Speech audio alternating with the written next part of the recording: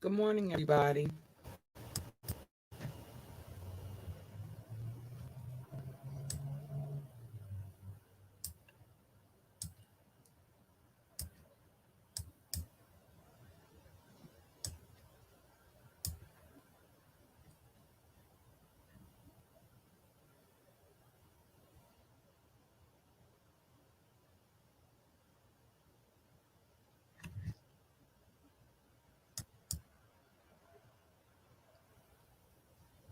I'm going to be playing some audio. Okay. At 12 o'clock, I have another premiere scheduled.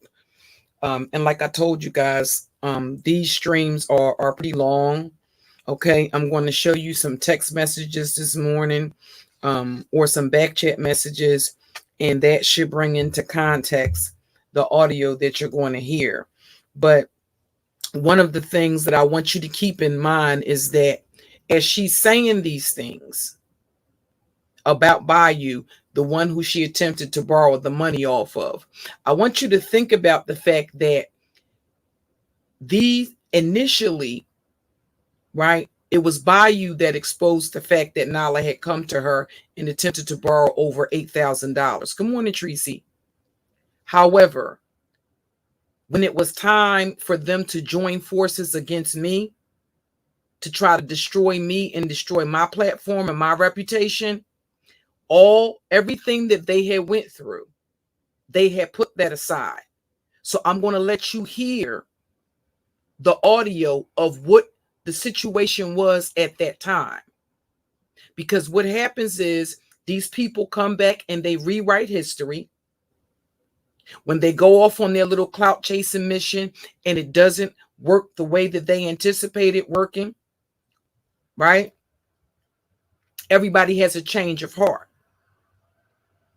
The reason why I'm going to play the audio between me and Nylah is that I don't have any regrets about recording this bitch. And the reason why I don't have any regrets about recording her is because at the time that I recorded her, she had lied to me for months.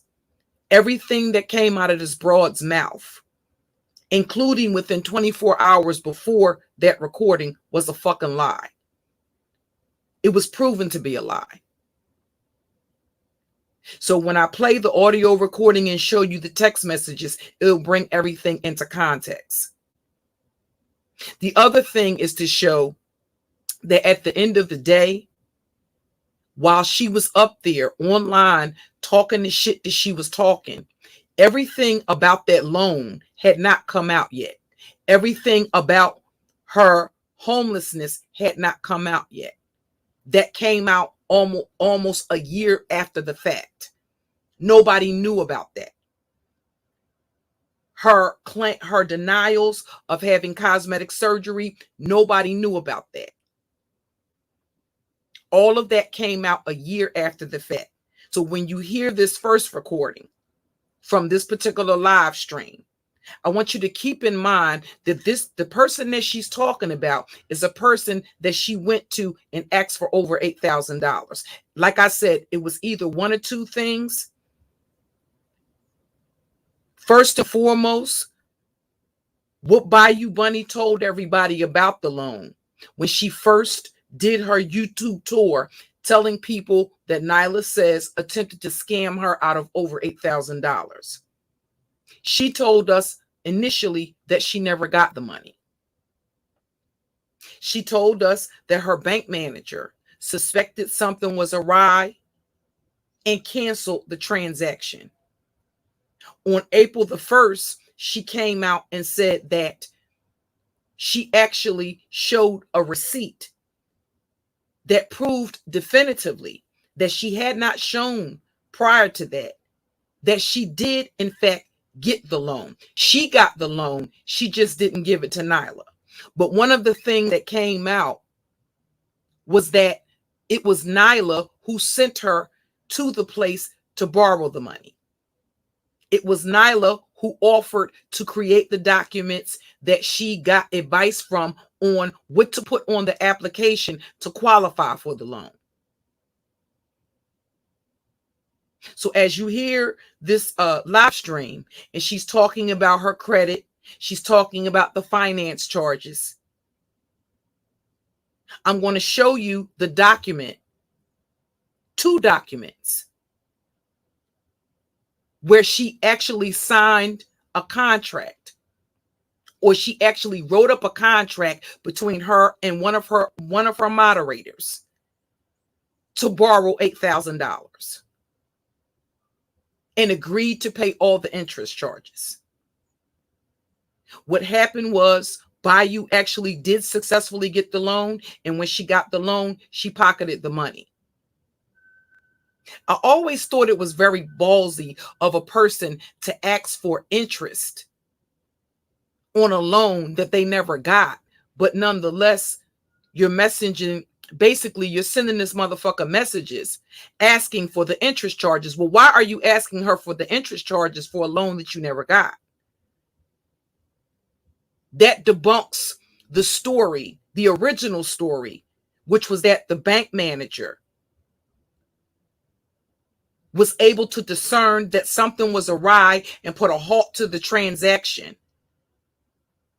Well, both things didn't happen.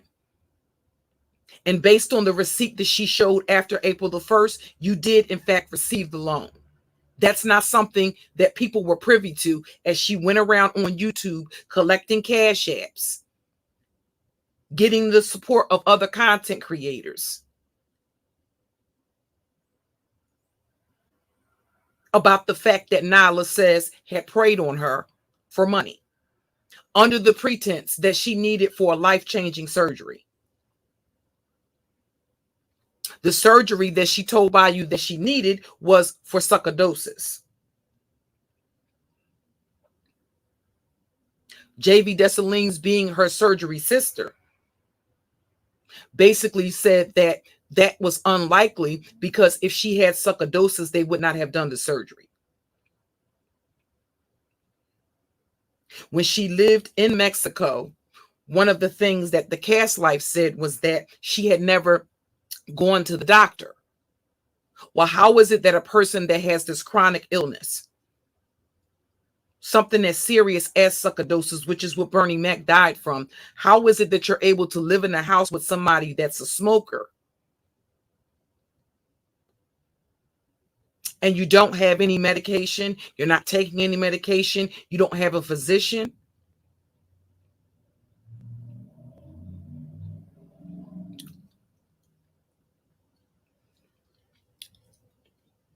That video of Taz jumping up and down on the couch like a goddamn fool, with Nylah cackling like a fucking wild hyena dog in the background, is at Cass's apartment in Mexico.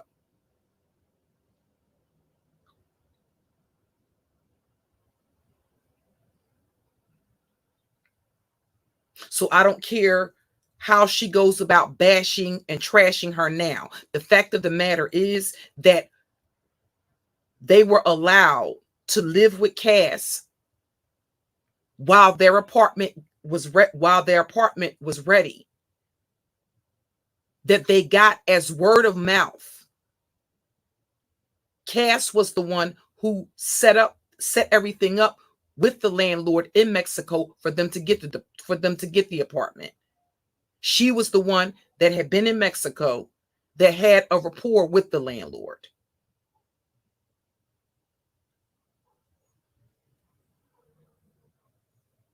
The security deposit, Hanlon, for the car that Cass gave when she purchased the car from Taz or attempted to buy the car from Taz, that's what was used. It's not like Nylah said, here's a security deposit, give this to the landlord in Mexico. No, there was a legal contract that they all signed that stated that the deposit for the vehicle, the down payment that Cass paid Taz for the vehicle, a part of it would go to the landlord for the security deposit. That's why the security deposit was paid before they got to Mexico.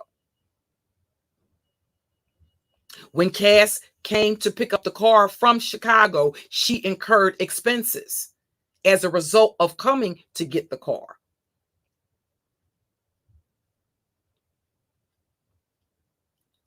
And they have yet to accept service, the audacity to go and report on Brother Polite in the fucking courthouse when they're ducking and dodging service of a civil suit, a $10,000 lawsuit that they've known about for over a year.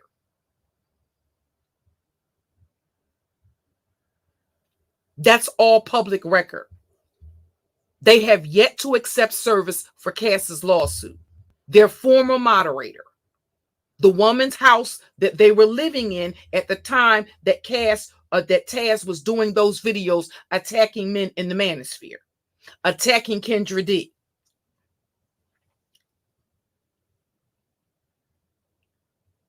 So nobody's putting out information about these people that they just pulled out of their asses. These are just the facts.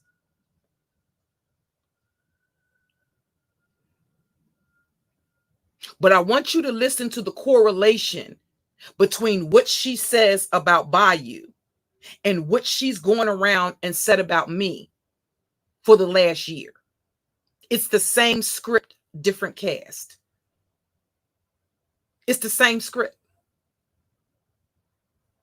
That people want to be her, that people are jealous of her, that people are jealous of her platform, which is why I'm going to release the audio recording and allow you all to discern whether or not I was preying on her or whether or not I realized that she was in a really fucked up position. She was being exposed on the platform, and I did the best that I could to try to help her out of that situation. And I tried to advise her how to go about basically dealing with all of the shit that had come out. And what you will hear is her continue to lie about things that were eventually disproven. She's continuing to lie. As I'm trying to help the bitch, she's still lying. She's still withholding information. She's still not being honest, but expecting me to still come out and windmill for her, despite the fact that I'm catching her in lie after lie after lie after lie. And here's the other thing. When it came to Uppity Unicorn's nudes, she never denied that she did that. When I confronted her about that, she never fucking denied that she did it. I confronted her about it in the conversation that was recorded. I confronted her about it in text messages.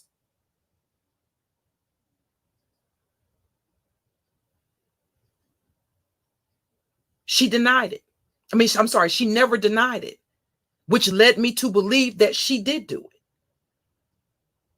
If somebody accused me of putting a woman's nude photographs on Instagram and giving males on the platform access to go and see the woman's nude photographs, if somebody accused me of doing something like that, I'm going to deny it if I didn't do it.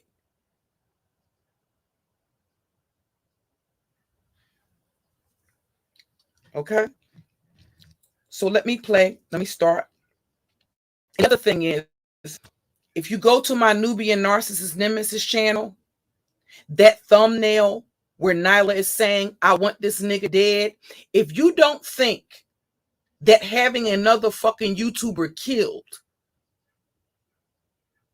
is serious enough, if you don't think that's a sign of a personality disordered individual, that because somebody exposes that they are a fraud, they want the person killed, if you don't think that's far enough, I don't know what to say.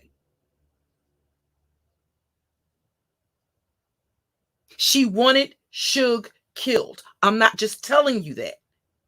The thumbnail on the Nubian Narcissist Nemesis channel shows her saying, I want this nigga dead. If you don't think that that's too far to go in order to keep up a fucking YouTube persona, then she's not the only one with a fucking personality disorder.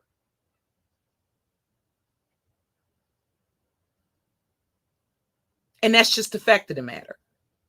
Is that something that I just exposed? Is there something that I just exposed? No, these people have seen the fucking receipts.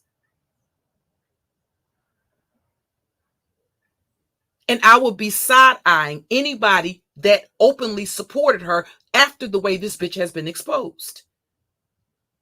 That says one or two things, or it tells me one or two things about those individuals. Either they are just as dirty as she is, or they believe that adamantly that there's something to be gained by associating with her. I'm also going to show the Cash App fucking receipts. The entire time I've known, people thought I was getting paid. No, I was not getting paid. I believe she was a fucking victim of cyber stalking and fucking harassment. And because her bitch of a man wasn't doing a goddamn thing to help her, I believed it was my obligation to stand with her and to support her. Because nobody else was. The people that were supporting her was far and few in between. So I was out here going up against niggas for this bitch. While her man, like the pussy and the domestic batterer that he is, ran around YouTube attacking fucking women. He's over there attacking Jessica X. While people, both men and women, are attacking and exposing his so-called wife on YouTube.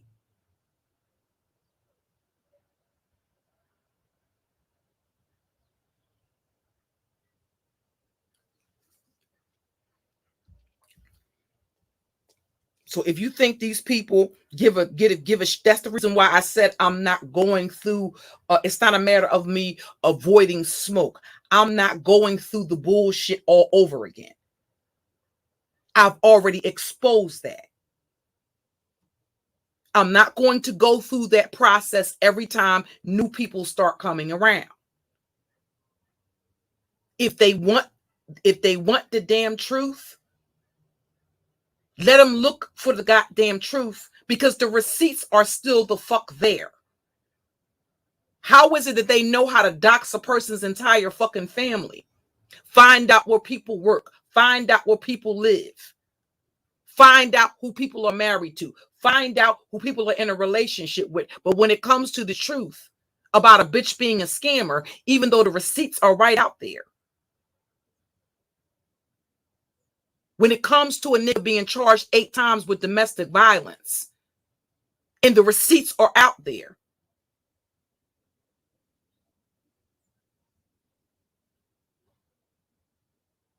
and you still got people doing what? Expecting you to continuously come up here and go back and forth? No, I'm not doing that. It's make them show those motherfucking receipts Monday.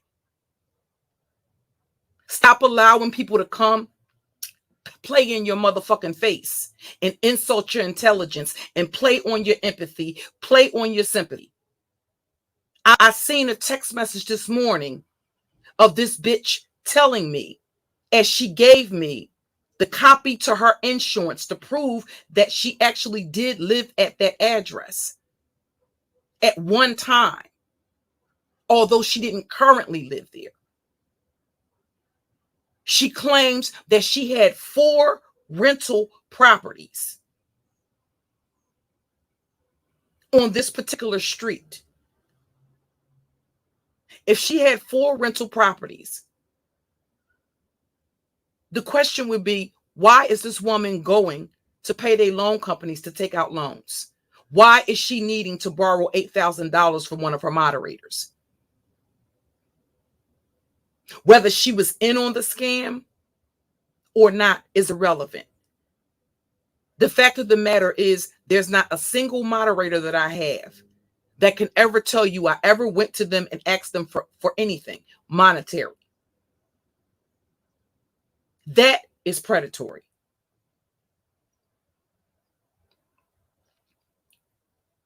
Okay? It's very predatory.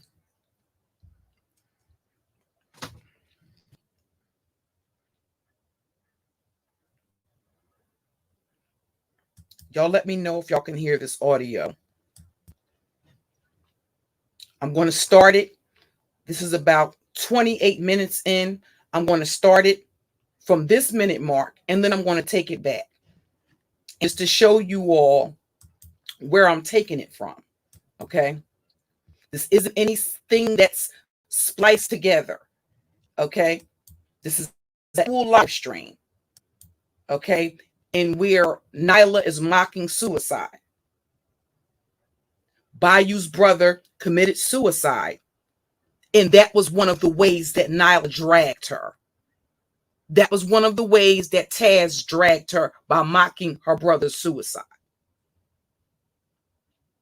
So I want you to see, and at the end of the day, a lot of these people that you see coming around in these spaces like I Am Pretty Damn Gangster, the fact that these people started appearing in Clyde Diva chat at the same time, the fact that these people started appearing in the beef sector in certain chat rooms at the same time was no coincidence.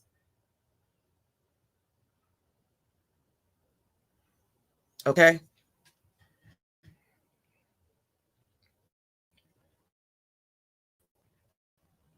I'm not just telling you, that's where I'm actually, that's live I'm going to be playing. And nobody's telling you that this bitch attempted to borrow over $8,000 from her moderator. I'm showing you the fucking receipts of her doing that. Okay. That's the receipt that China White obtained from off of the Discord. Okay. All right. These are the receipts that was on Discord. This is the contract that was written up between Bayou Bunny and Nylah Says, asking for over $8,000. Okay. Nobody's making anything up. Okay. This is the notice. The only thing that's been obscured is Bayou's address. Okay.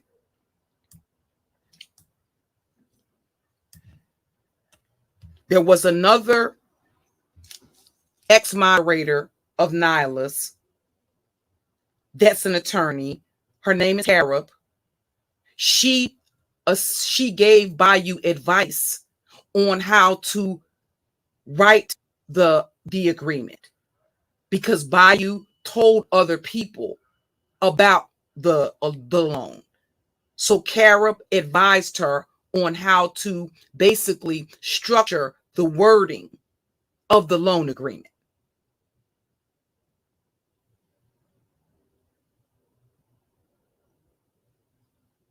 And she admitted that on my platform. Very rarely, very occasionally, you will see her come into my chat room. Okay, she had a baby. She got married and she had a baby. So she isn't even on YouTube like that anymore.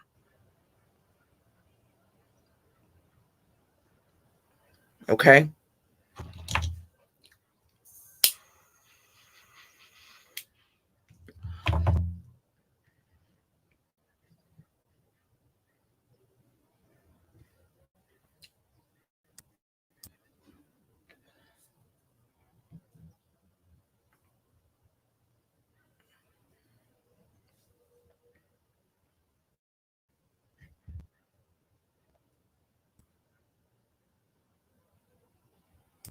Okay.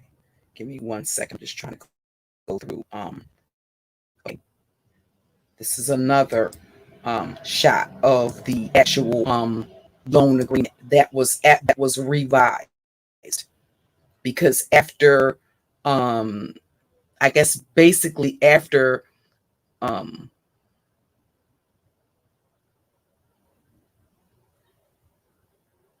Bayou talked to Cara about the loan. Okay.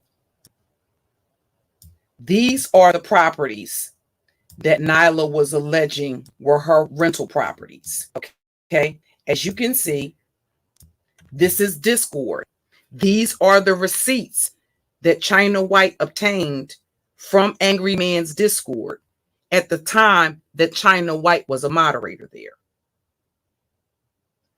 I didn't have to give the receipts to Nylah. China gave the receipts to me. When I realized what was on the Discord, I in turn gave the receipts to Nylah.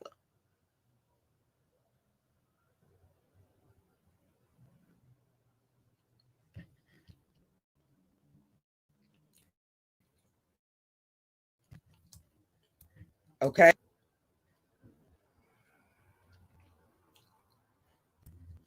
And you can see the other content creators that were on the Discord. This is the actual loan agreement. Well, this is a part, this is the revision of the loan agreement. So as you can see, this loan, it was written up on February, I'm sorry, on May the 7th, where I just showed you last night, where she had just gone into a payday loan company and borrowed thousands of dollars the month before. So if she had just borrowed thousands of dollars from a payday loan company, why would she need to borrow money from her? Why would she need to borrow money from her moderator? $8,000. Why would she need to do that?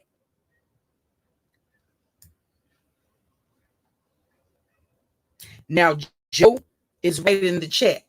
Joe has known them for over 8 years. When Joe initially met Nylah on Facebook, he was under the impression that Nylah was a military wife. And being a vet himself, he supported her under that pretense. This is what a lot of people believed about Nylah. They didn't know anything about Nylah and Taz's relationship. Certain people knew about it. But just like certain people knew about it, that information was withheld from other people.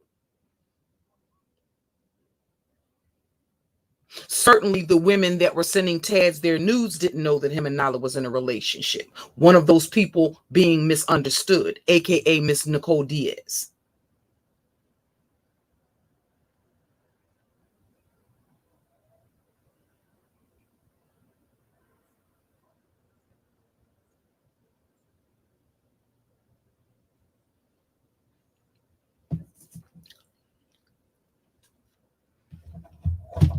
Okay. So again, this is not some doctored up receipt.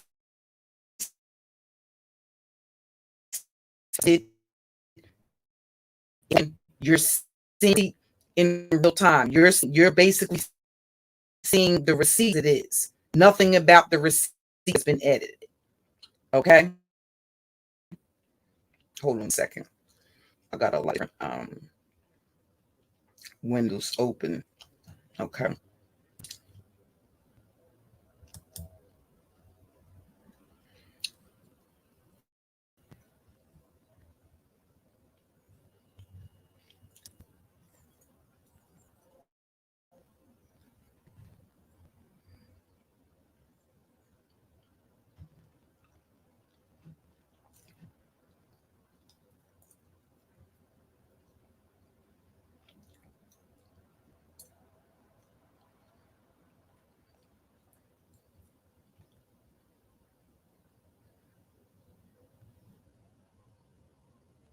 She may deny that she was actually, in fact, stalking Cass,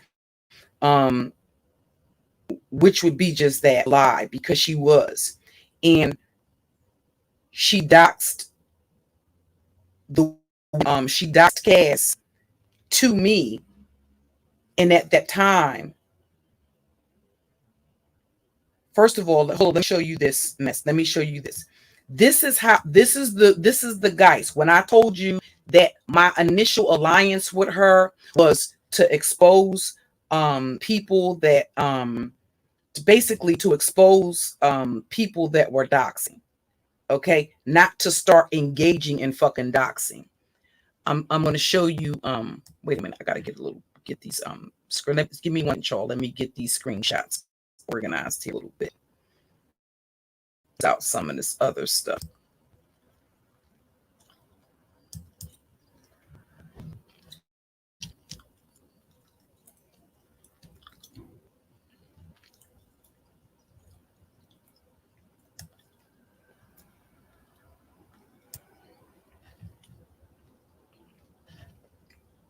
Now, she may lie, but I want to ask her, is that or is that not her?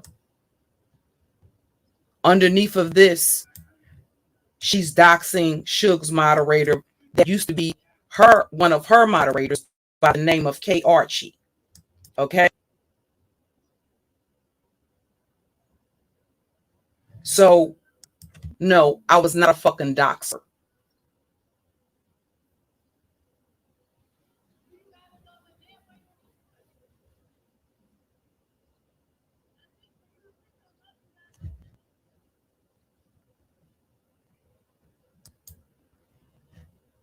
Okay. Now, that's not you under there. See, the thing that's missing is me soliciting K Archie's information from you. That's you doxing K Archie, aka Lady Plants a Lot, who used to be your supporter.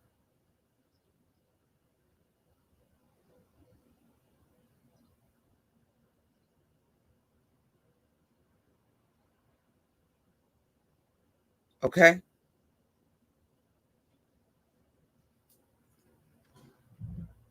But became a supporter of Suge.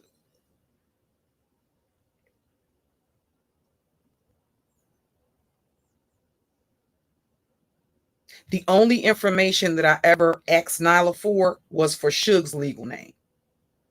Nobody else's.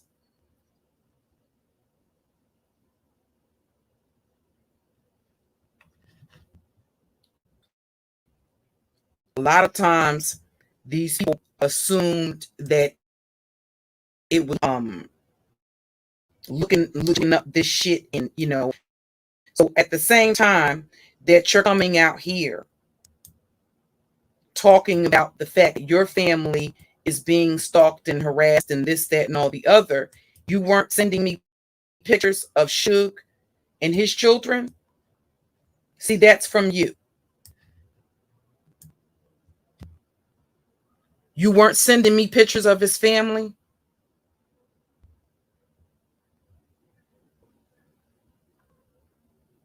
While she was up here publicly talking about the fact that her family was being fucked with. The fact of the matter is she was behind the scenes doing the same thing, but coming out here with her crocodile tears and pretending to be a fucking victim.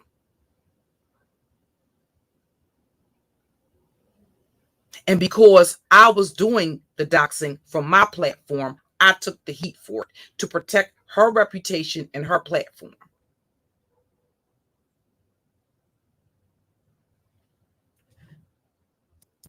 These are your community activists. These are the people that are so concerned about children.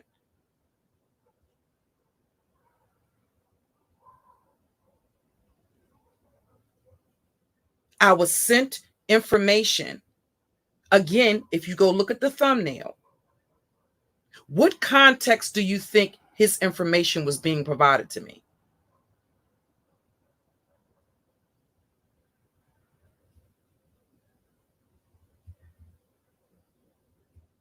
Do you think it was innocent? Or just to embarrass him? Do you really believe that there was no nefarious intent in what was going on?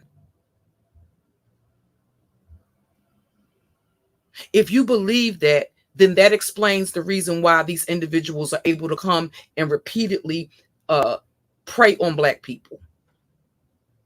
Because even when they're presented with the truth, even when they're presented with the facts, they refuse to accept what's right there in front of their face, which is the truth. That's the truth.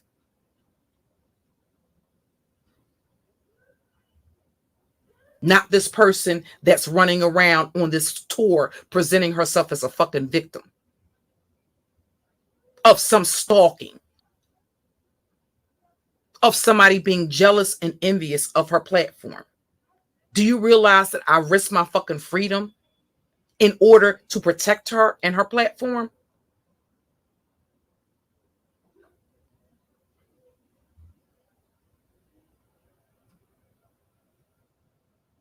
And I did that up until the time it became evident this bitch ain't got my back. And if I end up in jail today or tomorrow, I'm not going to be able to depend on this bitch to help me with any of my fucking legal expenses, anything that has to do with bond, bail, or any fucking thing.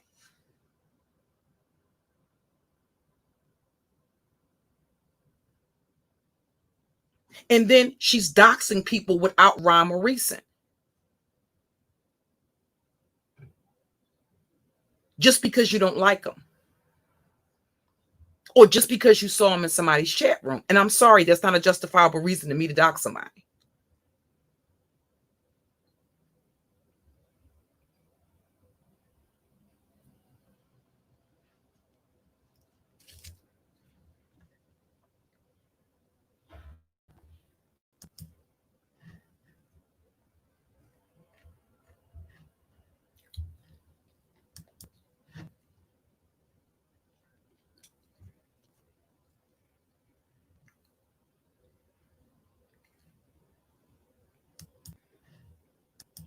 This is her doxing Cass months before I ever had a conversation. And this is just proof of the way that she stalks people online. Okay. And while she puts on a public persona of that she's unbothered, this is actually what she's doing. Okay. This is the Cass Life. This is a picture from the Cass Life's Instagram. As you can see, this is Nyla's account.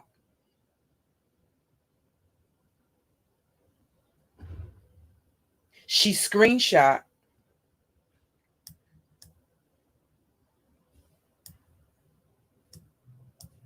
and sent this to me.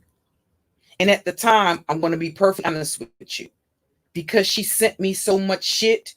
At the time, I didn't even pay attention to what it was. Did I know it was Cass? Yes. But I also know at the end of the day, Cass is a native Philadelphian, and just like Obsidian is.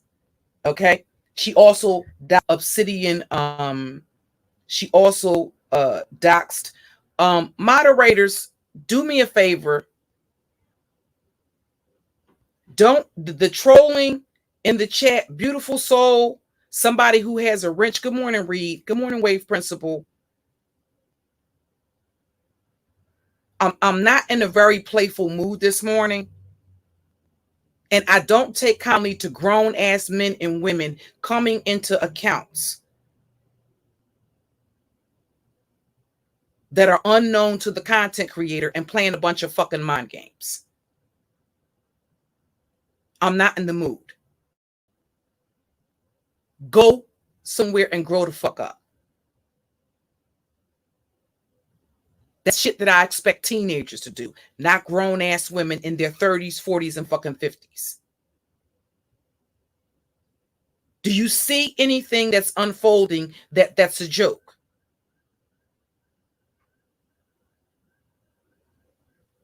Do you think any of this is funny? Because I don't.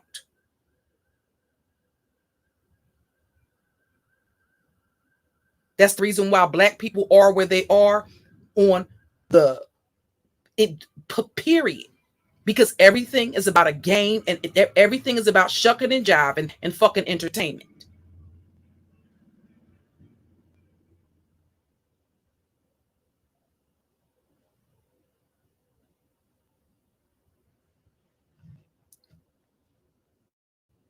These are documents between Nylah and the landlord doing the partial.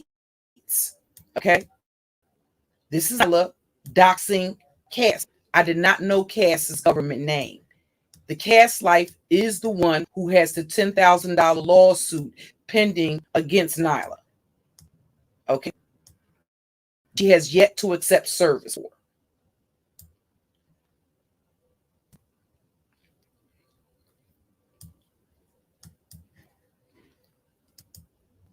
Okay. And like I said, at the time, because she was sending me so much shit, okay? That's the landlord in Mexico.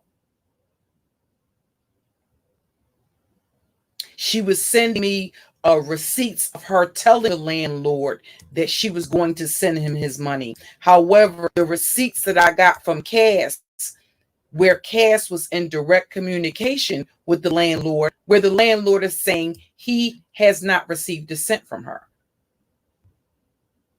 that she was telling him she was going to send him money, but never did. And she was lying to me, saying that he was looking under some other. It was just a bunch of just everything. The broad lies about everything.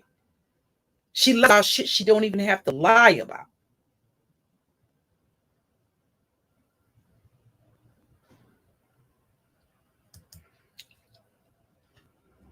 This is her cyber stalking. This is what this broad does.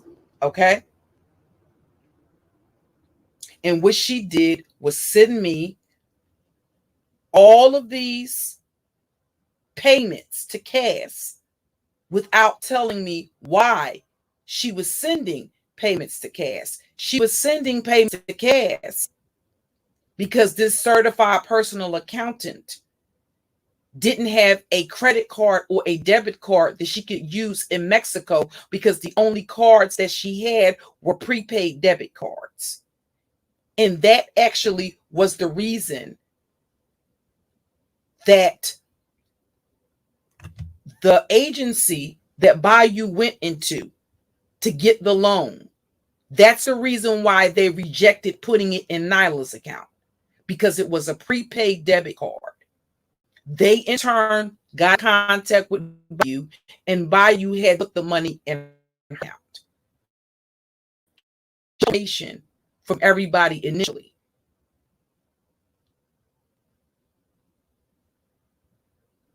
Okay.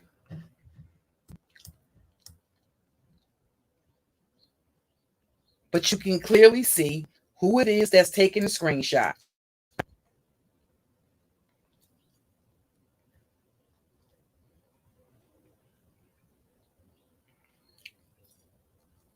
And that's her stalking. There's Joe right there. Same in the chat right now. Joe also told her, hey, your social security number is on Discord. She told Joe, and Joe has said many times from my platform, when Joe reached out to her and told her her social security number was on Discord, she told Joe that was her social security number.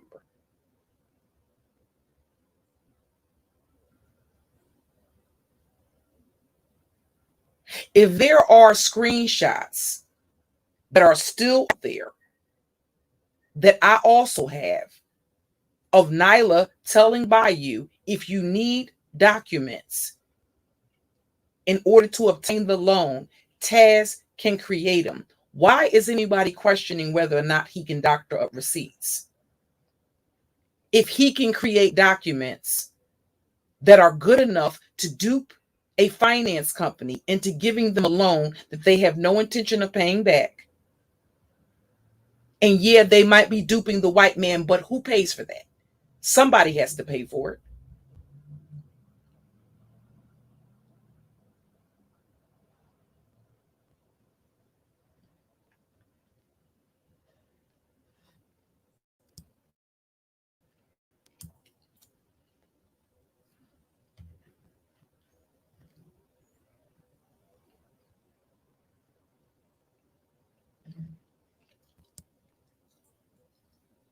Okay.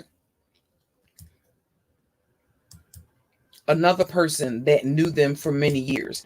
His name is Floyd Hoyt. Okay.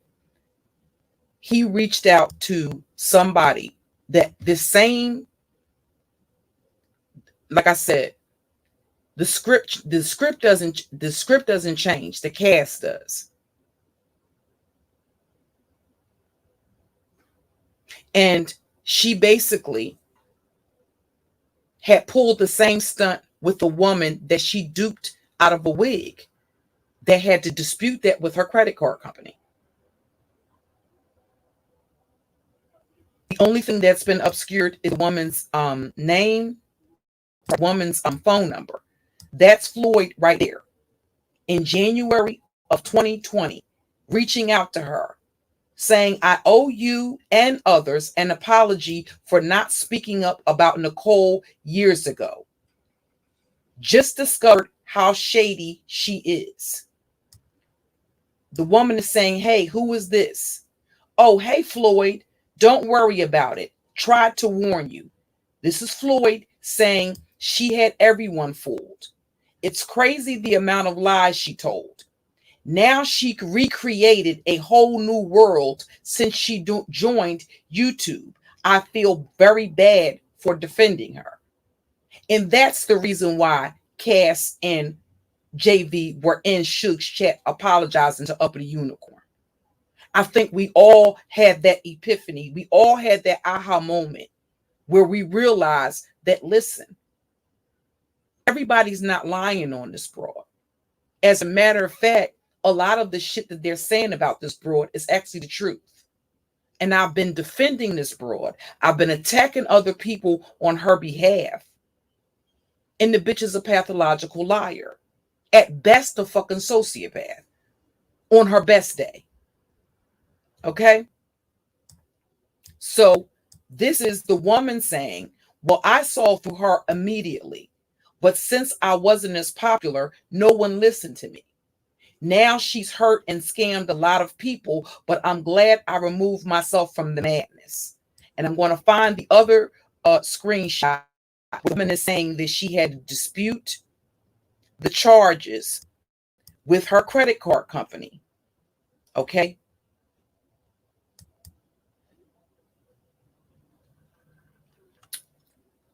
Give me 1 second.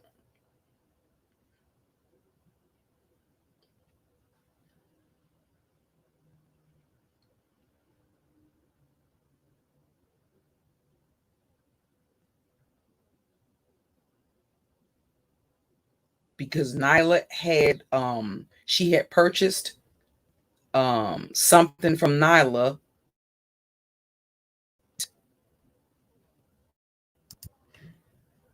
She never received.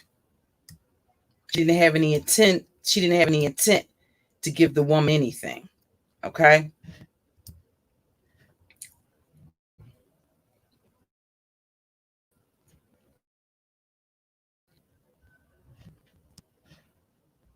This is the woman. Thank you for acknowledging. Okay. Basically, she's saying now she's hurt and scammed a lot of people, but I'm glad I removed myself from the madness. Thank you for acknowledging that. And I tried to warn people. She said her and Taz behaved like criminals and she tried to steal from me, but I was smart enough to use my credit card and not my debit card. My credit card company went after her and she backed down. So when somebody said that they were scammers and that they were scamming people on Facebook, nobody was making that up.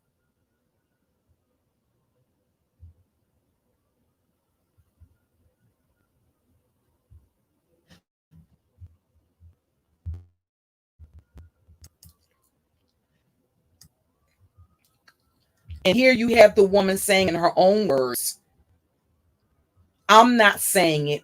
The woman is saying Nylah tried to steal from her. And that fortunately, she used her credit card.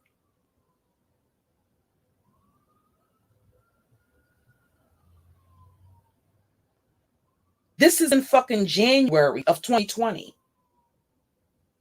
When Floyd is reaching out to this woman. Why these people are acting like they've never seen these receipts is just mind-blowing me. Okay? And this is Floyd saying, my mind is blown by the things that I am discovering about them. More victims are popping up, and every day is something new. Right now, a friend of mine is trying to find them to serve them paperwork for court. Who is that friend? The Cass life. Basically, he should be saying, meant to say, there's so much going on that's driving me insane. And this is, again, when you're defending somebody that you consider a friend, and the next fucking thing you know, you being bombarded with live stream after live stream, panel after panel. They were holding panels with people exposing them. Did she come out and tell the truth? No, she continued to lie. And then we would get flabbergasted by something. We would get blindsided by something else. Did the bitch tell the truth? No. She sat right on the phone in a conversation I recorded and said she was going to tell me the truth, and the bitch continued to lie. Had I not recorded that conversation, things that she went to her Patreon and lied about, I would have had no proof that I never went. I went to Bayou Bunny on her behalf because I was trying to get you to back down and to fall back so that way she could stop being embarrassed on YouTube. I was trying to basically to have some sort of ceasefire between them two.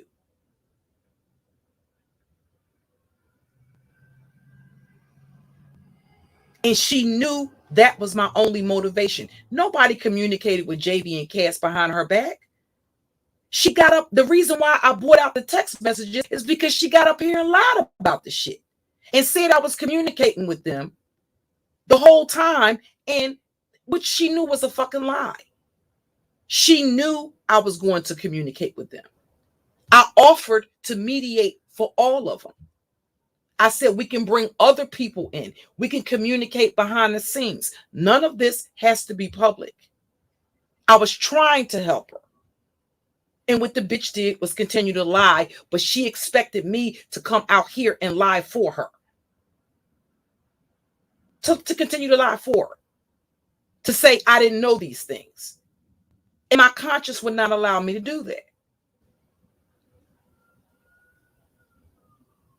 I could have did like a lot of content creators did and said, well, you know what? Oh, well, I offended this person. Oh, well, I accused this person of this, that, and all the others. So fuck them. I'm just going to go on and act like nothing ever happened. I didn't do that. I felt that it was, I had an obligation to go to the people that I had wronged or offended and apologize to them and to try to make the matter right in any way that I could.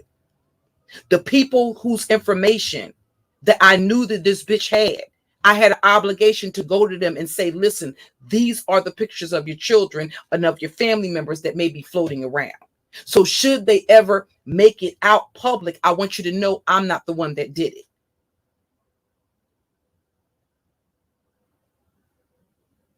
And here is my legal name. Whatever course of action you want to take regarding your information being spread around behind the scenes, you're welcome to do that.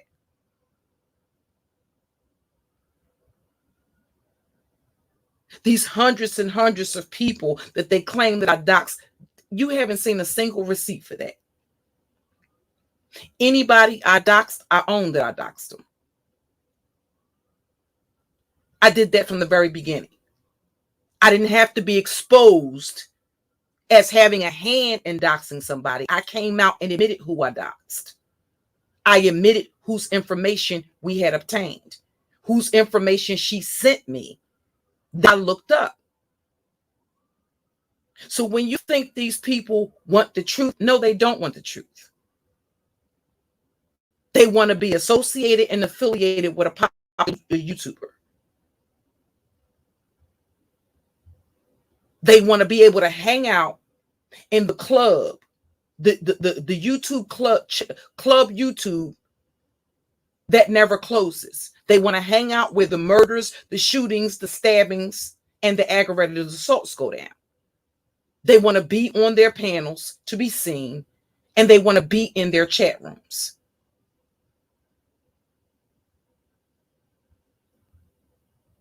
A lot of these women are only looking for dick, and a lot of these men are only looking for a woman that they can use and a woman that's going to send them pussy pictures without it costing them anything. So they don't care about the truth. The truth is right there in front of you. Why do I have to keep going back, pulling out the same fucking receipts, pulling out audio recordings that I don't want to release, but I'm being put in a position where I feel like I have to release? Because the bitch just continues to lie and lie and lie and lie and lie. Nobody has heard the audio recordings in their entirety. Not JV, not Suge, not anybody. Nobody has seen all of my receipts. Nobody.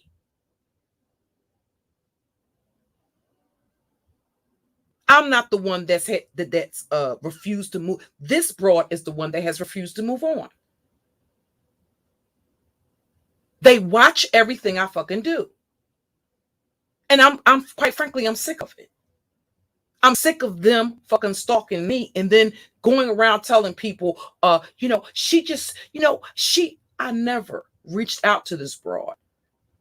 This chick reached out to me and asked to speak to me behind the scenes. I didn't talk to people behind the scenes.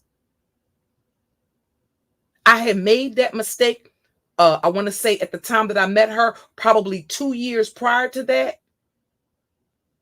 And that was the bitch that took a part in doxing me. So I didn't talk to bitches behind the scene. But I made the exception in her case.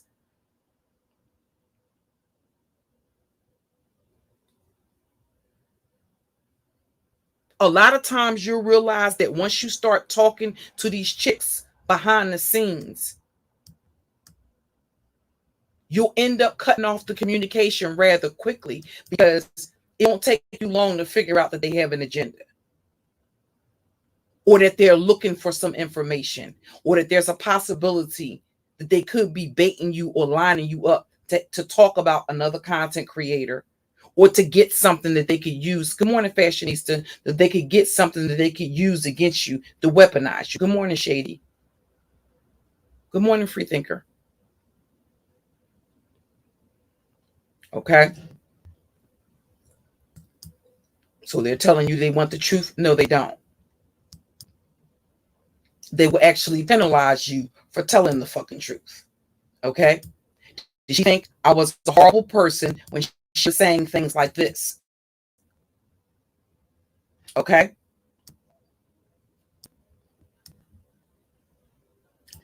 It's not a lie or something that I'm making up when I'm telling you I was out here taking on grown ass men, multiple men, while this bitch runs around and brags about Taz being a provider, a protector, her impoverished paramour, while he's running around the platform arguing with nerds in the fucking manosphere and women. I have to protect her against men and her platform.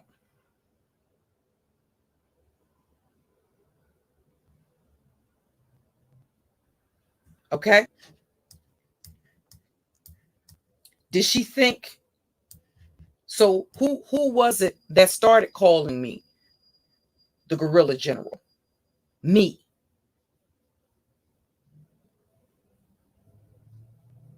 And why did they call me that? If I was some bitch that ran from smoke, or if it was any of these broads that had smoke for me, what I said is that I'm not re-beefing with anybody. I'm not giving bitches a rematch that are getting up here telling lies that I can debunk. Now, if people see the receipts and they still want to go back and believe, that'll be on them. Don't say you didn't see the receipts. If they want to belong to the group of people that see content creators doing shit to other people and believe that they're going to be the exception, have the fuck at it.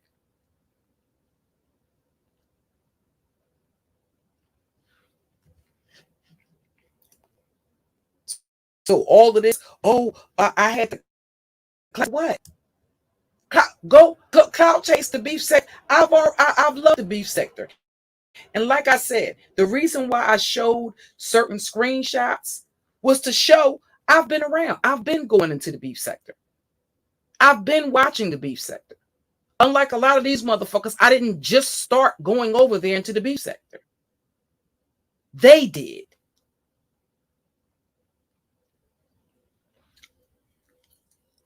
I can go over to the beef sector, hang out in the beef sector, and still come back to my own damn sector. I can support content creators in the beef sector and still stay in my own sector. I'm not trying to infiltrate their sector or change the way they do things in their sector. When I'm in their sector, I respect their house rules.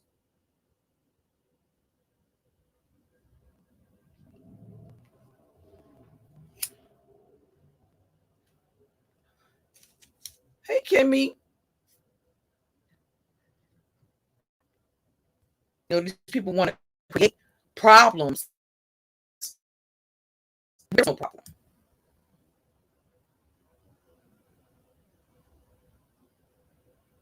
So when I told you that it started out with she and I supposedly on this campaign, this anti-doxing campaign, that's exactly what it was. Okay? As you can see, it's November the 24th, okay, of 2019.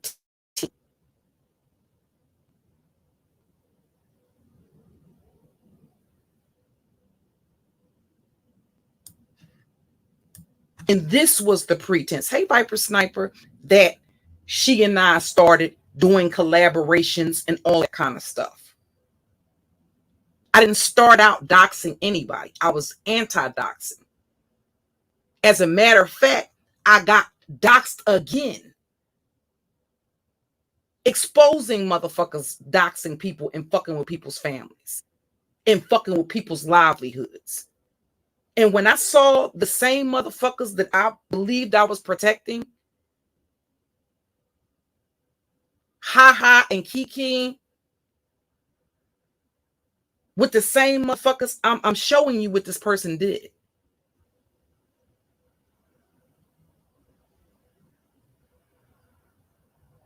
But because this individual has a bigger platform, they can be seen. Mind you, ain't no money going to be exchanged. Because I showed the screenshots of the cash apps. I think I got from this broad the entire time I knew her. People thought I was getting paid for that. No, I was not. What I received from Nylah Says and Taz exclusives the entire time I've known them, including when I went to her Who Gonna Check Me Boo segment.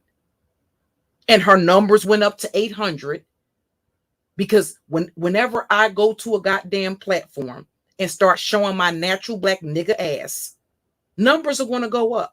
I've never had a problem with doing numbers. I didn't receive a red cent and I didn't ask for a red cent because it wasn't rocket science to me at some point that whatever she was saying her financial status quo was, it wasn't that.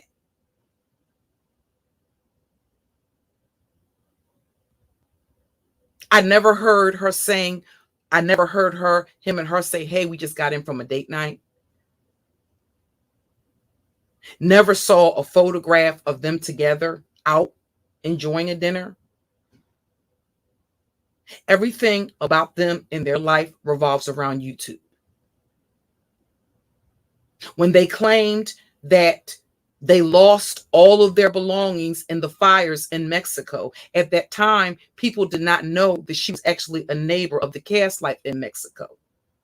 Do you know that they accepted donations under the pretense that they had moved? They had to leave Mexico because of the fires in Mexico, and they were not affected by the fires.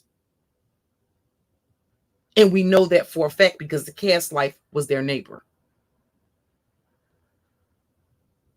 How were they live streaming if they lost everything that they owned in the fires in Mexico? How were they able to go live? What happened to their equipment? That would have been burned in the fire, right? So what were they able to do? Get everything out of the fire, get their equipment and lost everything else in the fire? That doesn't make logical sense. The money that Nylah raised when she asked for her audience's support, when she told people she was going to sue me, she was going to sue Crystal and Karazin, she was going to sue JV, she was going to sue Suge, she was going to sue Cass. Did she give those people back their money? And has she shown one single receipt that she showed up in anybody's city to file paperwork and account? If she could have filed, I think in Philadelphia, the filing fee of filing to file a civil suit pro se is probably about, I want to say, between 70 and 80 bucks.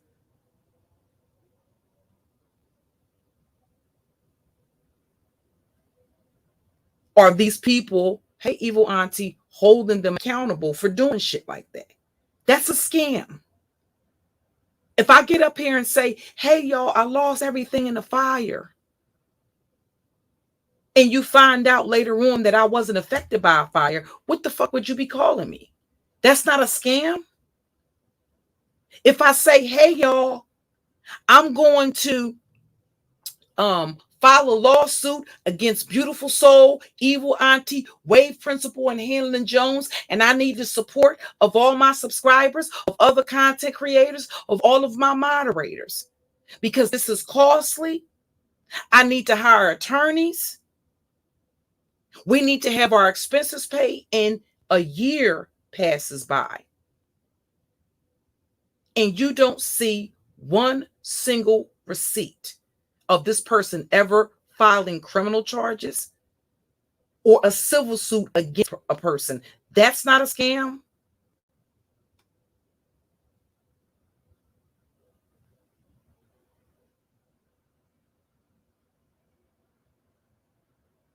It is.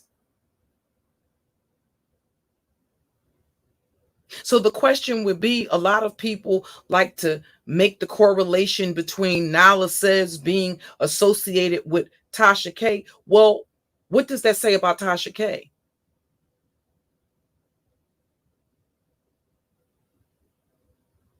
If people are coming out accusing Nylah of being a scammer and accused of basically dropping receipts showing that just things, predatory things, like ask a subscriber that she never met before for over $8,000. What does that say about a content creator? I don't care how big a platform is that would openly be associated or affiliated with that. What does that say about them and their brand? It was clear, right? That they may be of that ilk. Why do you think Phil of the Advice Show disassociated from her? Because of her reputation on the platform.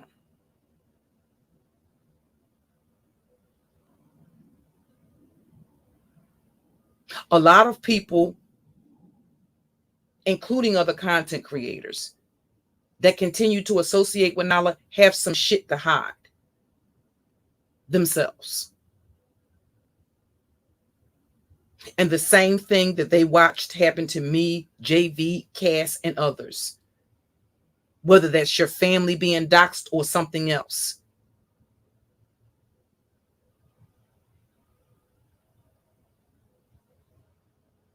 I've shown receipts of what moderators that were still actively modding Nyla's channel has said about her and Taz.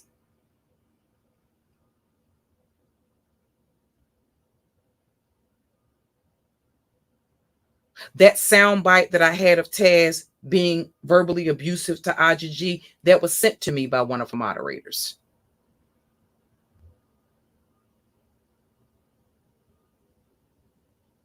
Don't ever think you're going to be able to depend on these people.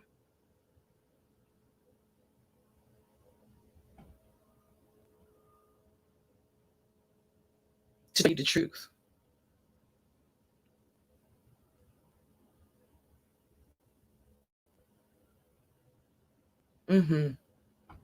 Okay.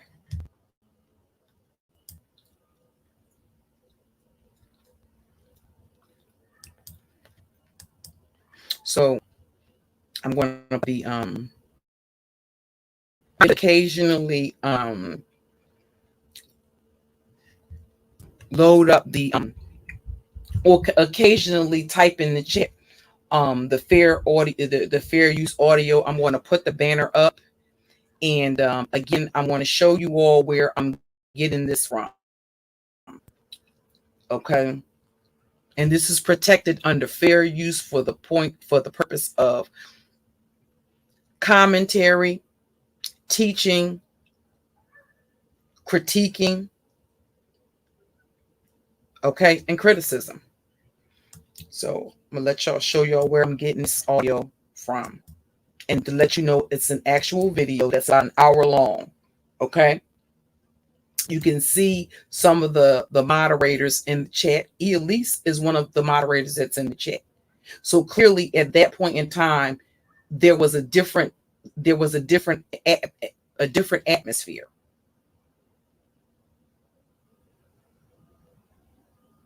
And at this time, basically, she was able to recruit people as flying monkeys to attack Bayou Bunny. Cass and JV actually went underground for about, I want to say, maybe about 6 or 7 months. So they weren't publicly speaking on the matter.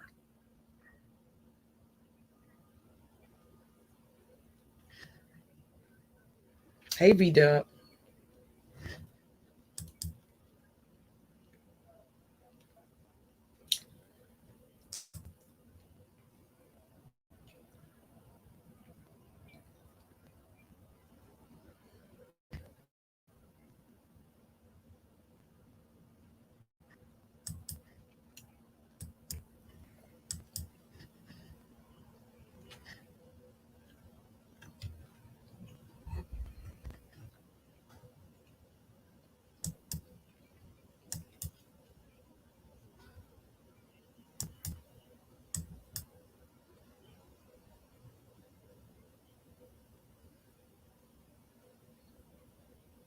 Let me hold on. Make sure. Gotta put my earphones in so I can be able to hear. Y'all let me know if y'all can hear. If not, I'll stop sharing the screen and just let it play from the back. Hold on.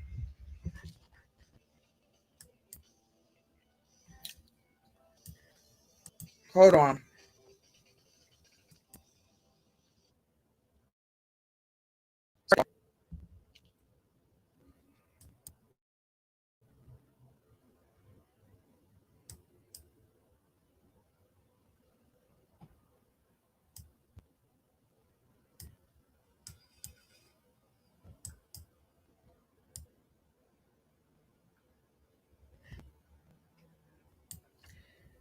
Now, hopefully, the audio will come through clearly. Because sometimes, it doesn't.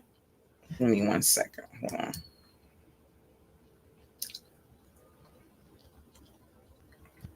on. Shit. Hang on, y'all.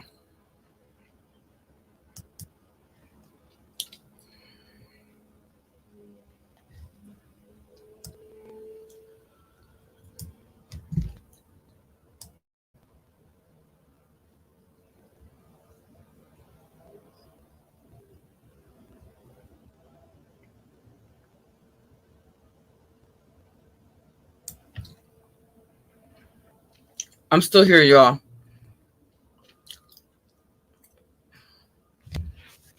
Now, today I'm going to be watching some videos to get better at using Zoom,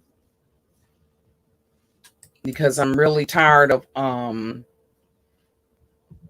StreamYards, because at this point a lot of the glitches should have been resolved, and I just don't believe that they were just it's too glitchy for it to have been going as long as it did. And at $50 a month, which is what I pay for StreamYards. I don't want to pay that kind of money, and then when I go to share my screen, I got to deal with buffering and all that other type of shit. Or every time, and like I said, I have a new computer, so it's why is this? Hold on, give me 1 second. Hold on, sorry y'all.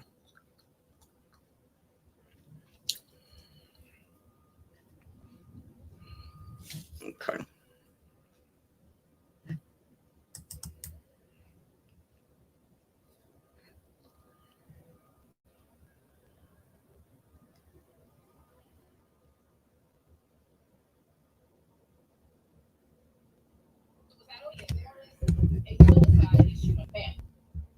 Okay, and I empathize.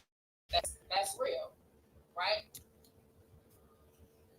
But why does all the social media know? Why does all the social media know? Okay, but we gonna get once your business by you. How old are you? By you. I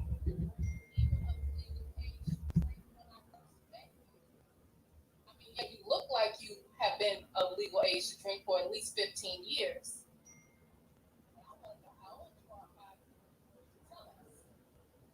How old you are.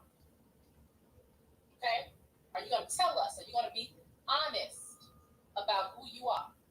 Okay? This is not by you. Get them lights up. Okay? You see, y'all motherfuckers here for the bullshit.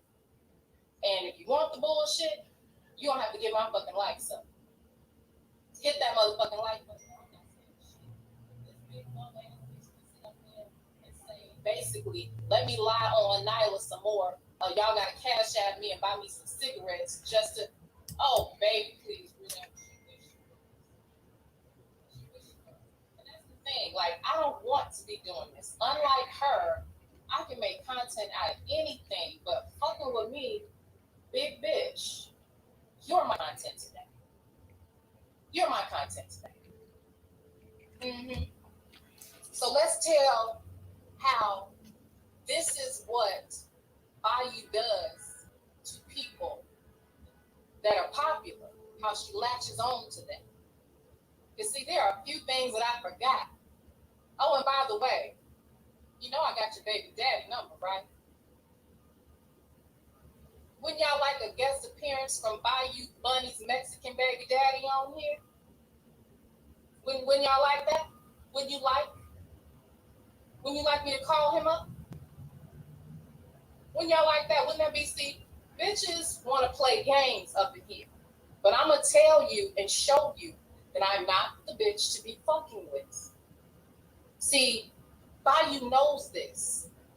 But she also knows that unlike her, I have a certain amount of decorum. I was raised this way. Gully with the best of them and make you wish you never fucking met. Hold on, y'all. I don't know what's going on. Why this thing keeps okay, that's her. Um, that's Bayou screenshotting her identification. Why she was doing that during the video, I don't fucking know. But um this was actually a live stream that Nylah had did, and that I don't know why she didn't turn the notifications. She didn't turn the notifications on, or she didn't turn the notifications off. Okay, as she's taking these damn screenshots and doing all of this extra shit. Your big double wide trailer built ass over there talking about me and my family for months, and I haven't said shit to your stupid ass. You go and collect anybody that you think don't like me, and you gonna talk about I shouldn't have brought your name up. Bitch over here talking about somebody trying to get her attention. Bitch, the only person that's trying to get your attention is Ronald McDonald and the Burger King, and they got it. Okay? You sitting over here on your what? Fourth content creator that you tried to slam and smash so that you could get popularity. Let's talk about them in order by volume. Let's go in order. You know what's so bad, y'all? What's so bad is this. As a matter of fact, hit my motherfucking caption. Okay? You know what's so bad? What's so bad about all of this is I've known for so long, and I just never paid it. I just never put it all together. Yes, BYG, that's her big ass on the thumbnail, and y'all know I've been quiet. I haven't said nothing about her. I don't have to do streams about her. I do what, y'all? I do motherfucking content. But this bitch keep on running my name. So let's rewind back a couple of years. Yes, you do. So keep in mind, she's talking about a moderator of hers that she asked to borrow over $8,000 a few months before she's making these statements. So what it tells you is that this is what she thought about the chick all along. The other thing I was wondering if any of you picked up on was the fact that she said that Bayou wasn't even legal. She wasn't even of age to legally drink when Nylah first met her. That was Nylah's allegation. Because what she was attempting to do was to shame Bayou for being a teen mother. Because keep in mind, at this time, it had not been exposed that Nylah had 2 children out of wedlock as a teen mom that were not the biological children of her husband. So what she was attempting to do was to shame her for being, one, a single mom, one, a single teen mom.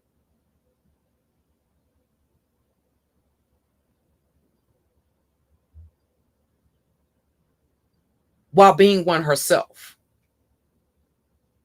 Because one of the things that took place on my platform when Bayou got access, when Bayou found Nylah's old Instagram page, was Nylah as a teen mom.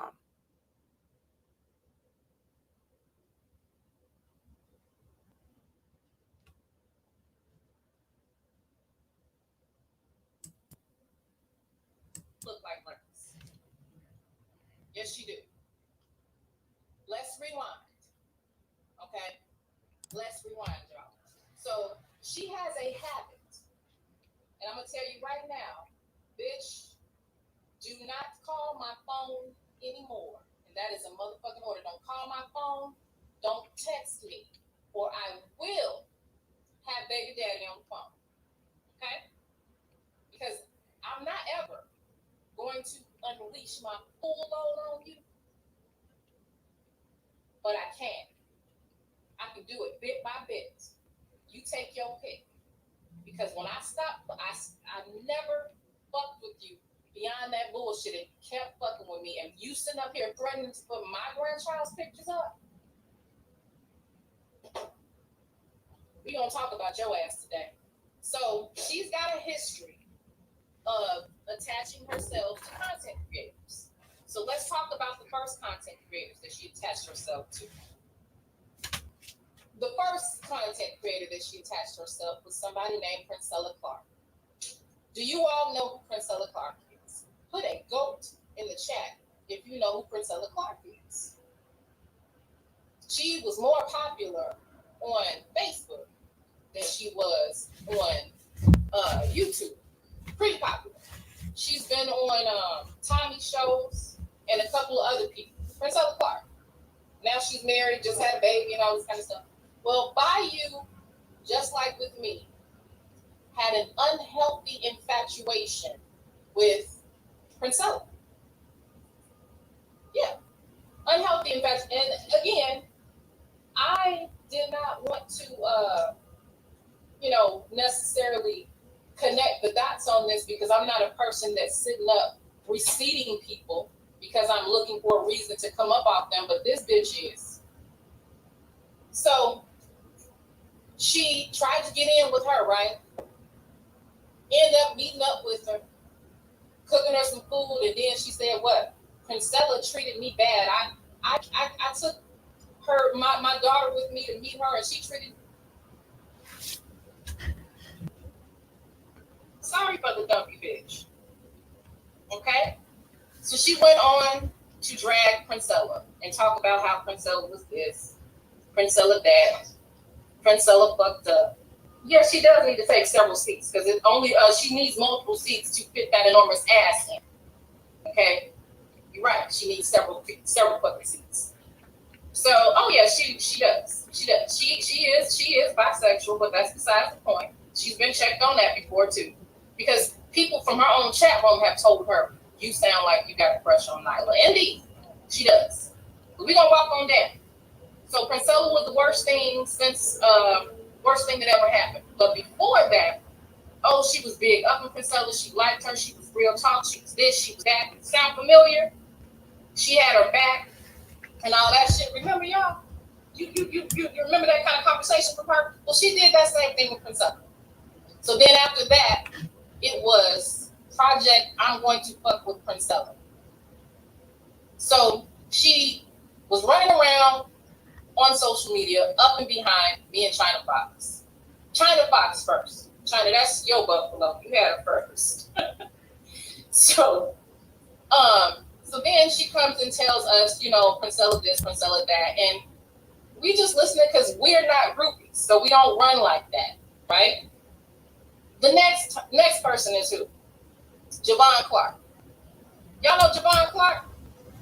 Javon Clark is a Facebook personality. His YouTube didn't seem to take off as much as, and y'all can go get these people if you want to, I don't care. His YouTube, because as a matter of fact, I should have just put John on the phone. Javon Clark on the phone. That's what I should have did. But here's the thing. She started running up behind him, popular on social media, right? And let me tell you how manipulative and calculated this motherfucker is. So she travels down to Texas. If you look these people up, look on Facebook, he's very popular. Just put in their name, Javon Clark. I interviewed him a couple years ago, me and Taz and Ren. Very popular on social media, comedian and all that. So she follows them to something down in Texas.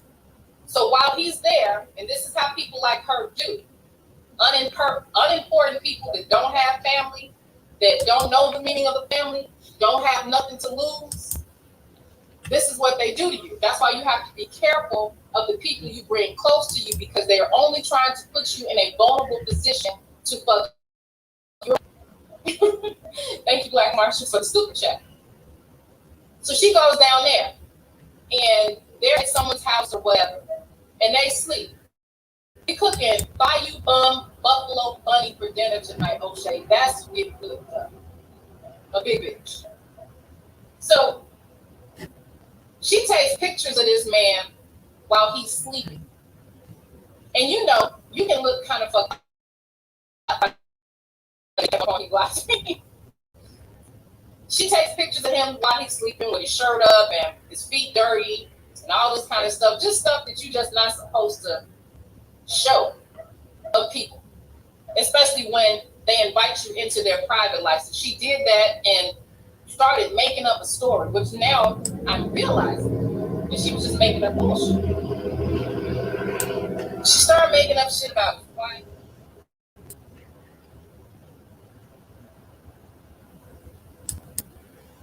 That's y'all.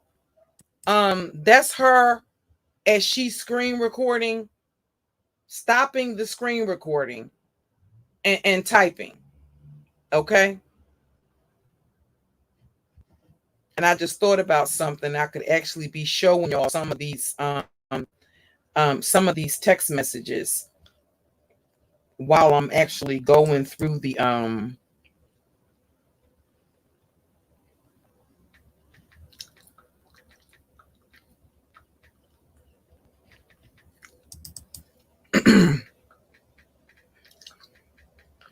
I want to show you the type of lies that she tells. That clicking that y'all hear is this broad typing while she's screen recording. They get so triggered they can't even get through the damn stream without messaging some damn body else on fucking YouTube that quite frankly don't give a shit about what the person is going through. Oh, his wife this and why his wife that. This other woman, she want him and he messing around his wife and he's this. I mean, literally just concoct. And this was the guy that she was running up behind her. So all of a sudden now, why is she know pro-blacks? You know that? But you know, from me and China on social media, she's always been a fucking groupie. To be honest with you, she been a groupie, and which is really funny because you know China is straight up pro-black. Okay.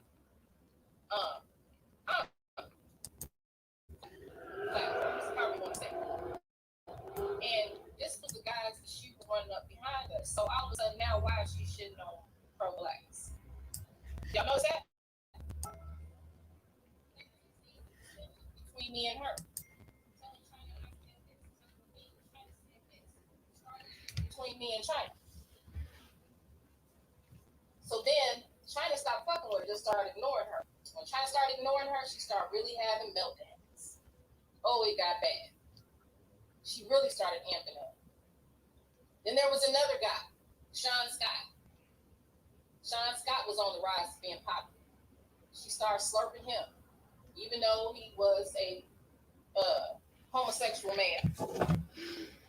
You know, but she was slurping him. And what happened? She couldn't benefit from being up under him. She couldn't benefit from being around him. He kicked her dumb ass to the curb. So I was the last one left, right?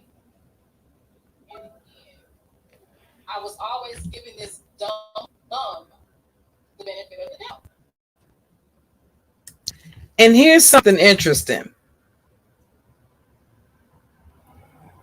Now, despite her claiming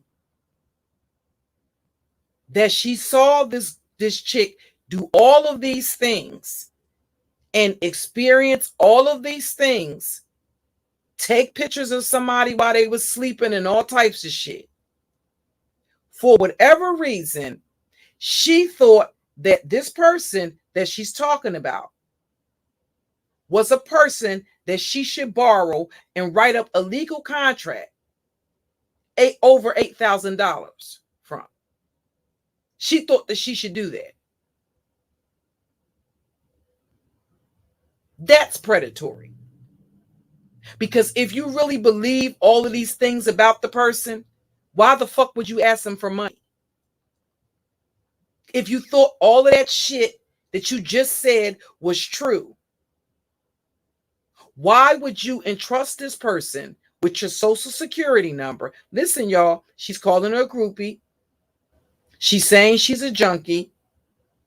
She's letting you know what she thought about her and all of this other shit the whole time. So why the fuck would you ask the bitch for over $8,000? Why would you ask her for a fucking loan? Why would you put yourself in a compromising position where she would have a document in her possession with your social security number on it? The address that you led people to believe was your address, but it wasn't. It was a previous address. It's the same address that the Gaslight picked the car up from. It's basically a straw address. The address that you use so that you don't have to give out your actual address.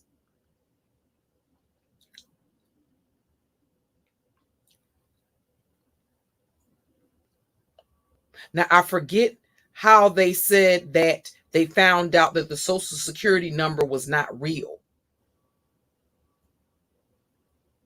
But apparently, several people did research on the social security number or on how Chicago gives out social security numbers during the time that she would have been given a social security number. And I don't know the validity of that, What I do know is that she gave me a copy of what she said was her social security number. I can't attest to the validity of it because I've seen screenshots of her telling Bayou that if she needed receipts, Taz could create the receipts. So, as you can see,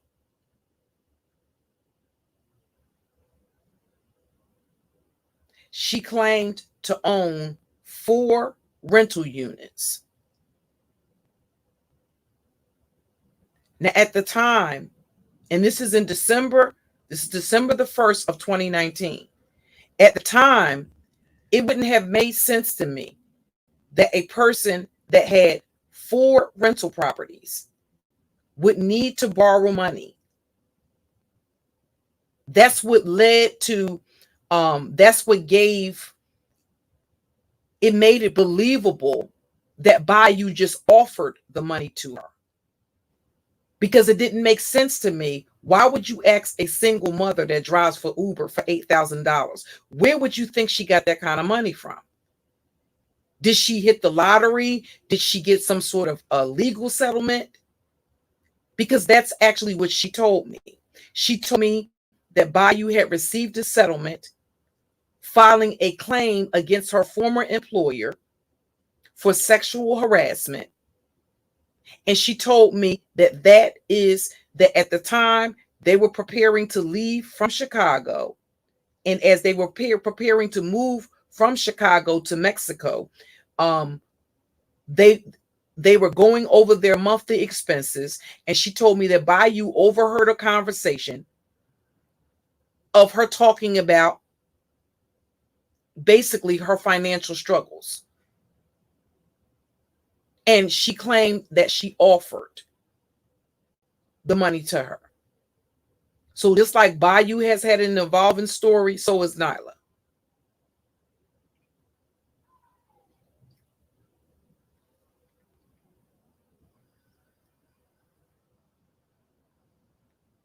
Because if somebody basically she said that Bayou offered the money and she told her, no,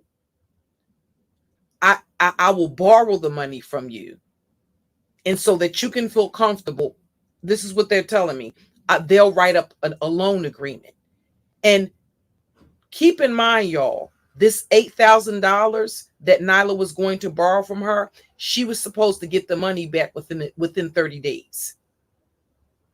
Now you decide whether or not you believe that she ever had any intention of paying Bayou Bunny back that money within 30 days.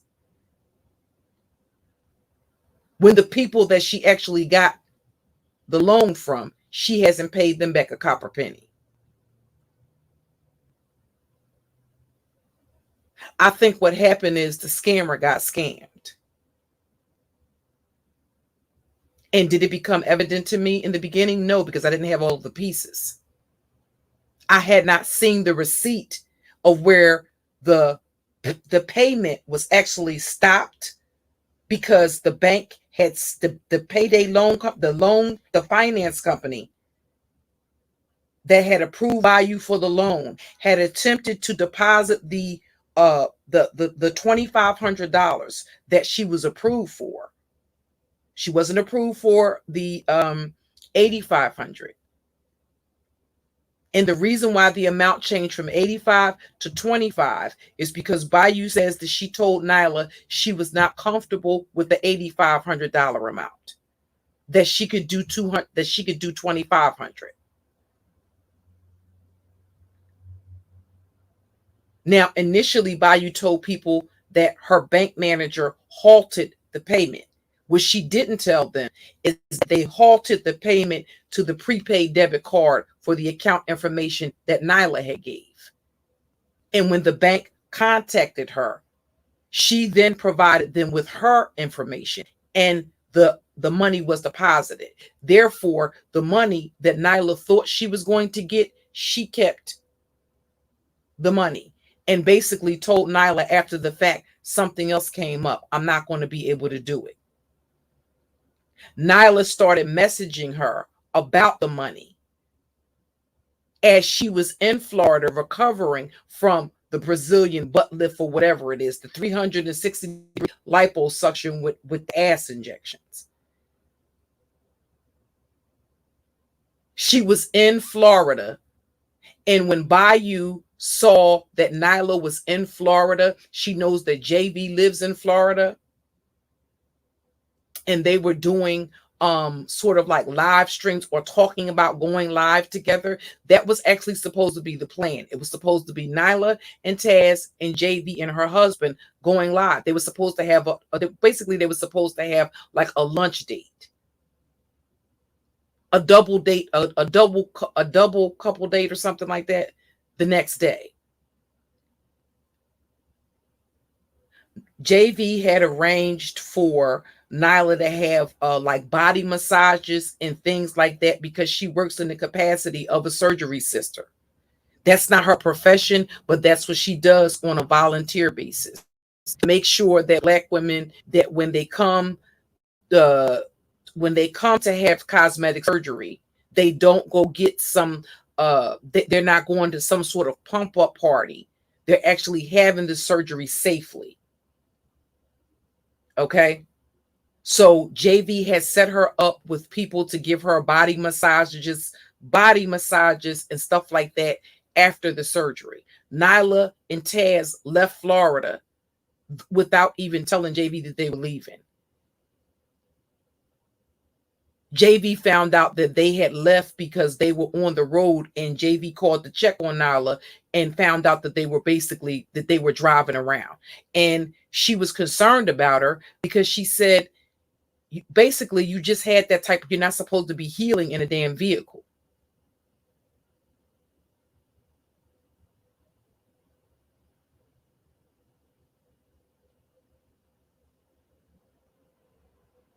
So again, I'm showing you this on the screen just to show you that these are the type of lies she told.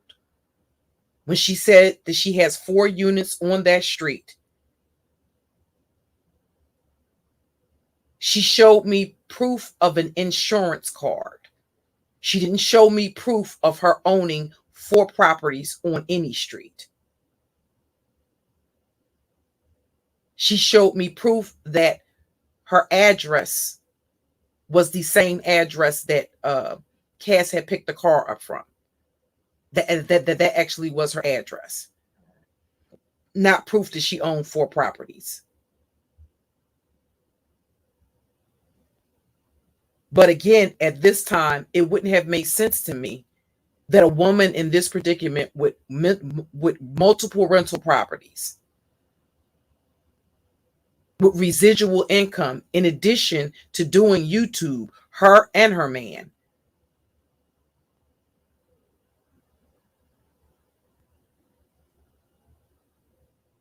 the things that were being said about them borrowing money and all of this kind of stuff, it just didn't add up at that time. I didn't have all of the pieces. And it wouldn't become evident until March of 2020 when the truth started coming out. I'm not certain why she wanted the surgery, Tracy. I do know that she decided to have surgery after Taz got caught creeping with Uppity Unicorn, another YouTuber. After that was exposed. So I don't know why a woman that was in a relationship or that was claiming to be married would think about having liposuction or cosmetic surgery either.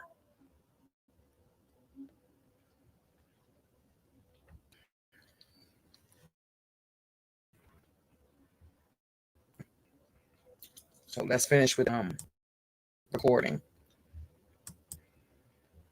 I was giving her the benefit of the doubt. So she, of course, would go windmilling on for me on Facebook and all this kind of stuff. Anybody say something about me or Taz, Bayou Dummy is out the gate, windmilling, you know. And you remember when she came on here, when people was talking shit about me, Suge was doing his bullshit. What was she doing?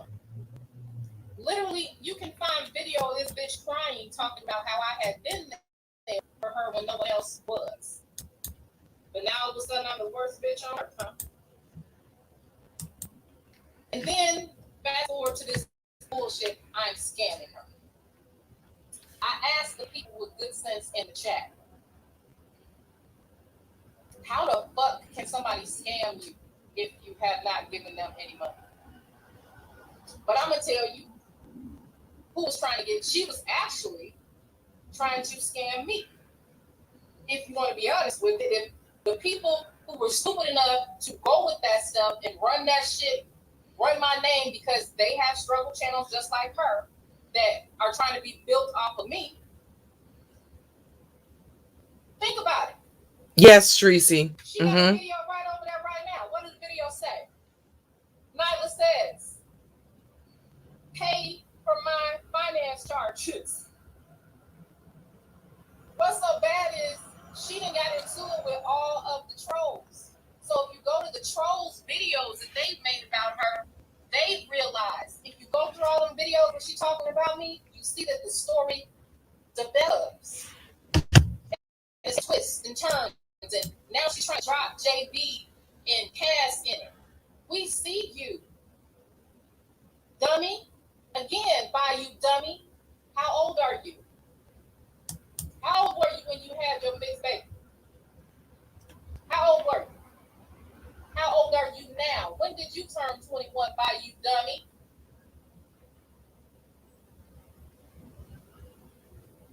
So again, I asked. The message talking about I need to pay her. I scammed her out of finance charges for something she never gave me, unless she was trying to scam me all the time. And here's the other scam, because I see y'all over there talking about, Bayou, help me fix my credit, help me get to a 700 and 800 credit score like you got. Mr. RJ, where in the fuck are you? Because on her little letter, if you do the calculations, whatever the fuck she did or lied about was at a 26% finance rate. Who the fuck with a 750, 800 credit score getting financed at a rate 26%? It was actually a loan company, a finance company that she sent Bayou to, that Bayou had to physically go into to apply for the loan. That's Nylah Says in, I believe, San Francisco, in front of the police district, when she came to pick up the car from Cass. Because the reason why Cass gave them back the car is because Taz threatened to report the car as stolen.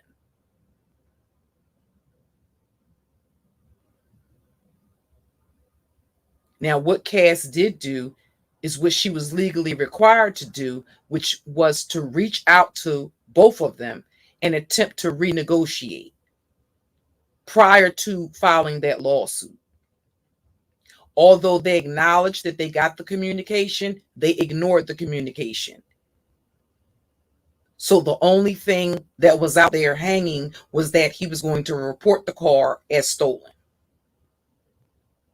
So she agreed to meet to give them back the car, and they met at a police station in San Diego, and that is Nylah Says.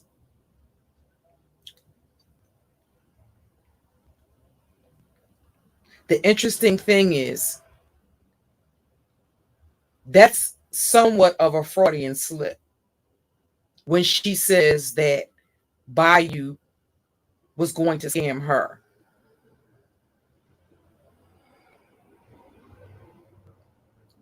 When it became evident to me that there was information that Bayou was withholding, what I said was a scammer got scammed.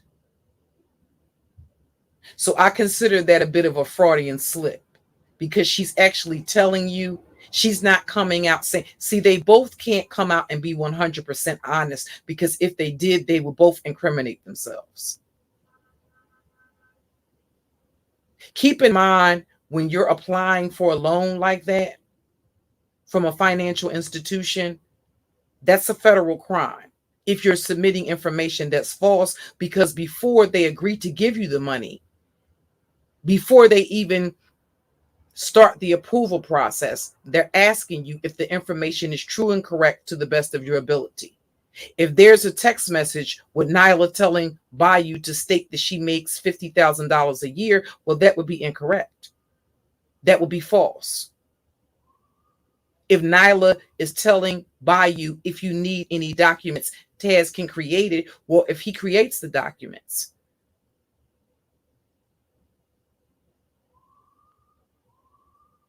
what is that? That's not a crime? It is. It's a federal crime.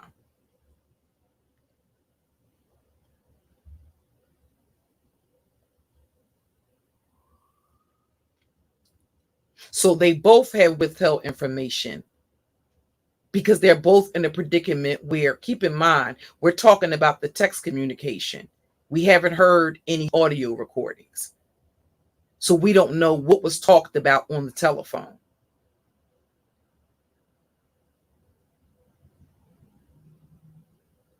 But when she says that it was Bayou's intent to scam her, well, she kept the money, didn't she?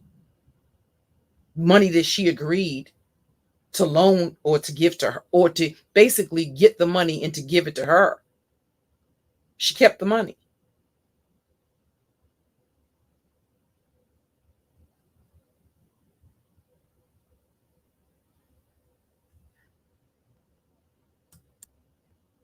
Chat, if that don't make no damn sense.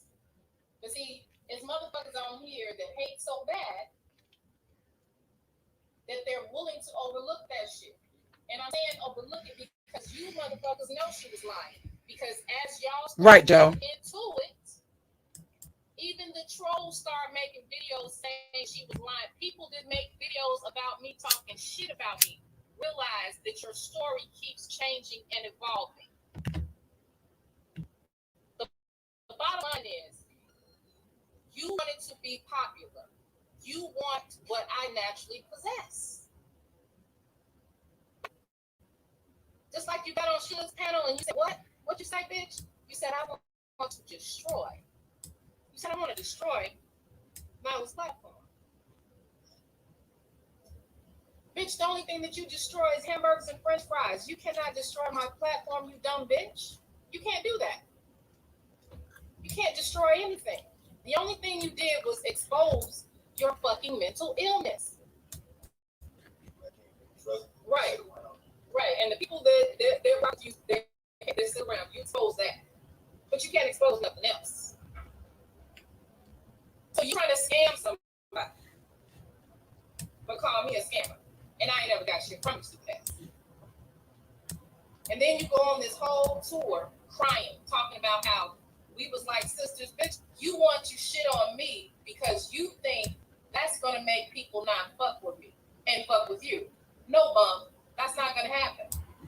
You can hold their attention for only so much time. But like I said, bitch, you cried. But even that starts to unravel. Because you lie too much. You make up too much shit. You make up too much shit. Tiara, she know this. And let's talk about the lies that you tell.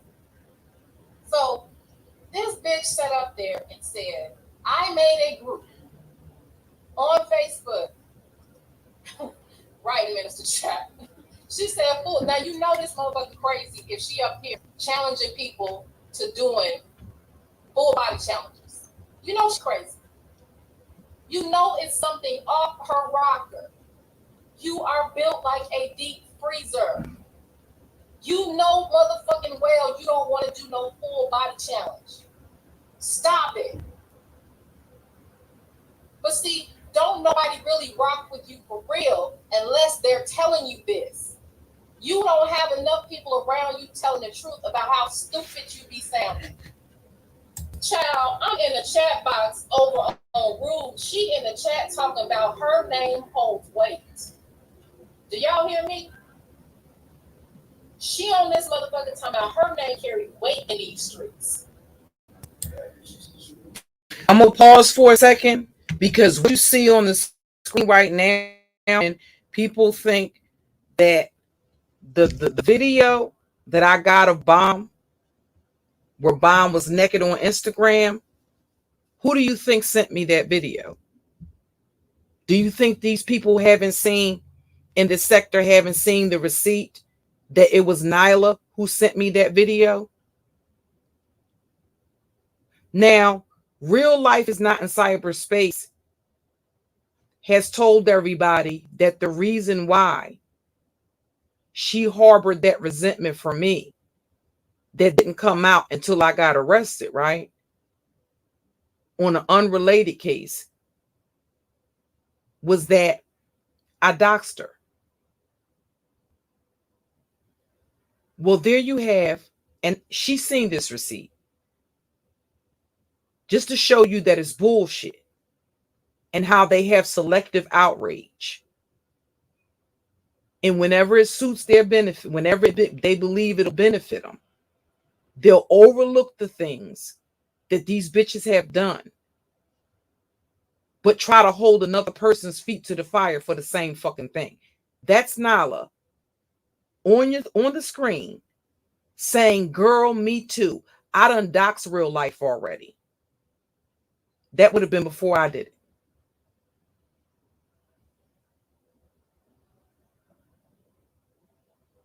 That screenshot is of a video that Bomb had of me on her Instagram, or a picture that she had put of me on her Instagram. And that's Nylah saying, girl, why is this bitch showing her naked ass again? Now, I can't show you the whole picture because, of course,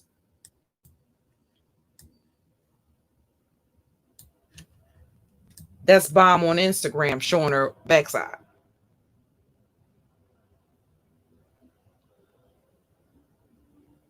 That's the stalker. That's the one that's on everybody's IG. Her and China White. Because China White was doing the same thing. I wasn't on Bomb's Instagram. China was. Nylah was. So every time Bomb would go live on Instagram, they would send me. So Bomb might have thought I was on her Instagram, that's how I was getting the pictures that I was putting on my website. But that wasn't how I was getting the pictures. I was getting the pictures from Nylah in China.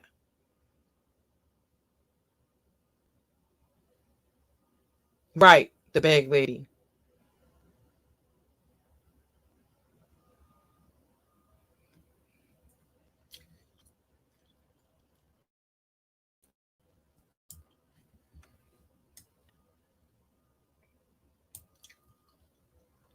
So again, on April the 1st, Real Life is Not in Cyberspace was one of the bitches that was in my chat, commending me for exposing what was going on. Real Life is Not in Cyberspace was one of the bitches that was on Bayou Bunny's panel with Uncle Suge. I said with Uncle Suge, talking about the fact that Nylah was predatory and that she should have never asked Bayou Bunny for that type of money, and that she had nefarious reasons for doing it. But now they're playing in each other's faces like none of this shit ever happened. And because if you weren't around at that time, you don't know that. Yeah, they get to tell you that, oh, well, I don't like this person because of this, and I don't like this person because of that. While they play in the face of the same person, of people that did the same thing. It's selective outrage. It's selective outrage, and it's selective amnesia.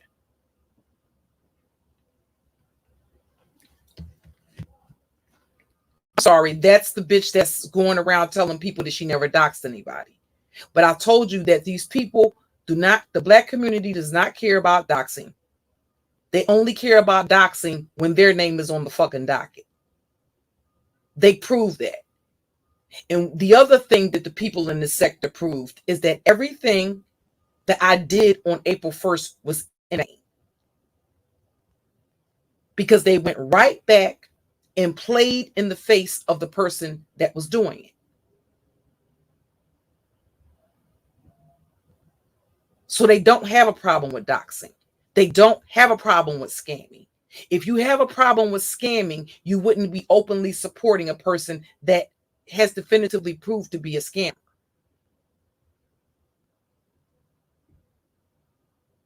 Nobody in her chat room asked her, hey, whatever happened to those cases you were going to file that people donated money for you to go from state to state and file lawsuits against the people that you listed, as she doxed everybody in a chat room full of a couple of hundred people. They have yet to say, Nylah, what happened to those cases? They've yet to say,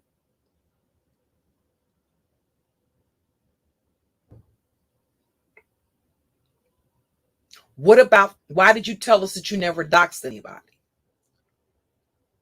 Why did you blame Cluster for all of the doxing when it was actually you? That bitch, when I told y'all that bitch doxed more people than I did, she gave me information. I looked the information up. I would not have been able to do that because she is the one that had the pre-existing relationship with the people. Some of these people I didn't fucking know. And what I did say is that she started doxing people without fucking rhyme or reason. It was not a justifiable reason to dox somebody to me just because you saw them in somebody's chat room or because you saw them on a panel. These were not just subscribers. These were other content creators and even her moderators as they were fucking moderating her channel.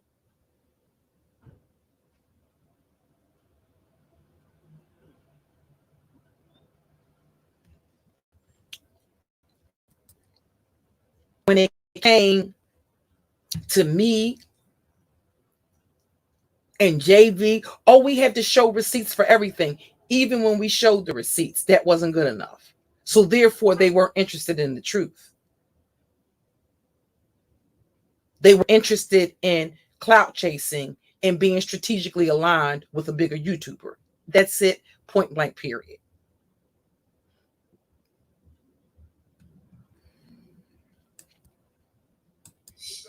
She said that. I don't doubt it. She said, told Ruth, I'm about to go live and kill your numbers. But see, that's because the lightweight attention that dumb motherfuckers like her get from talking about people like me, it gives them an air of false popularity, right? It makes them feel like they in. It makes them feel like we equal. And part of that comes from the fact that some of the people that are in my chat will be in her chat. So in her mind, oh, I'm sorry, y'all. Jazz Injustice, Tonya TKO is full of shit. Okay? Tonya TKO was sent a copy of Taz's criminal history of domestic violence.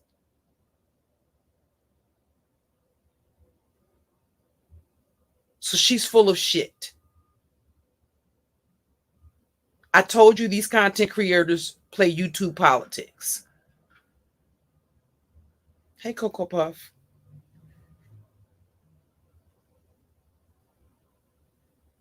I'm like Nylah. I'm a content creator like Nylah. Me and Nylah the same. Bitch said her name carry weight. Bitch, you carry weight. You carry about 400 pounds. But I don't know about your word because your words and they're flawed. They're flawed. She literally set her ass up and said she had killed my platform. Do y'all hear me? This big barrel built bitch said she killed my platform, and you got people in your chat room that don't have the decency to tell you the truth about yourself. The only thing you have ever killed was buffet tables. You cannot kill my platform. You can't. And so she'll sit up there and cry and make you dumb motherfuckers feel sorry for her. But I see through that bitch. I see through her. Sitting over there just making up lie after lie. And while lying, sitting up there begging for cigarette money. Like, you're not embarrassed. You have a small child. Well, not small, but like you have a child that's not even in college yet.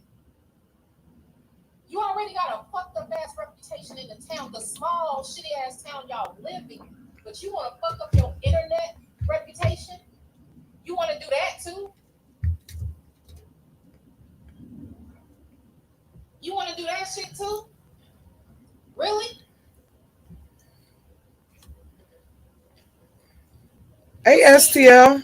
That false sense of popularity that they get, just like Suge thought he was getting popular, or people were starting to fuck with him because of him talking shit about us.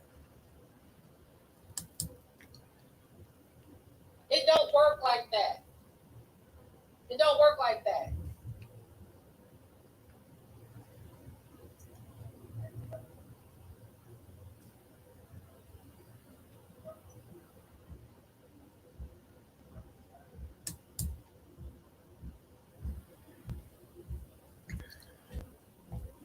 Every time it pauses like that, I don't know why it's stopping like that. I guess she's pausing to look at the chat, but you can literally like see the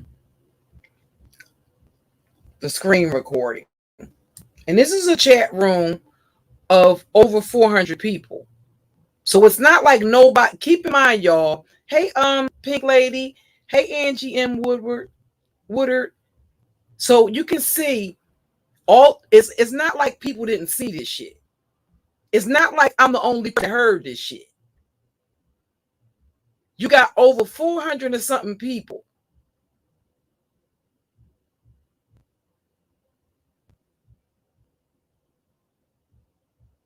Just like Taz started putting their subscribers' name in the titles and started attacking their subscribers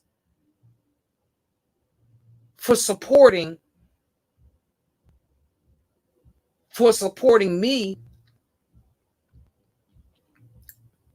They started attacking their former moderators and their subscribers.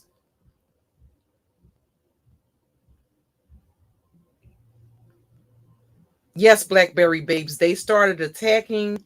I'm quite sure if I go through my Google photos, I have the screenshots of Taz putting their names in the titles and attacking their subscribers and attacking their moderators because they were in my chat. Because they didn't just ignore the receipts that was being put out. Trying to figure out. Hold on, y'all. Let's see who this is. This is my daughter, y'all. Hold on a second.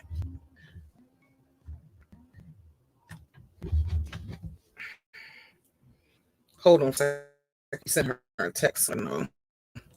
I'll to close. I'll be back a little bit later on, though, y'all. Stop sharing. I just wanted to show y'all that that's still that same recording.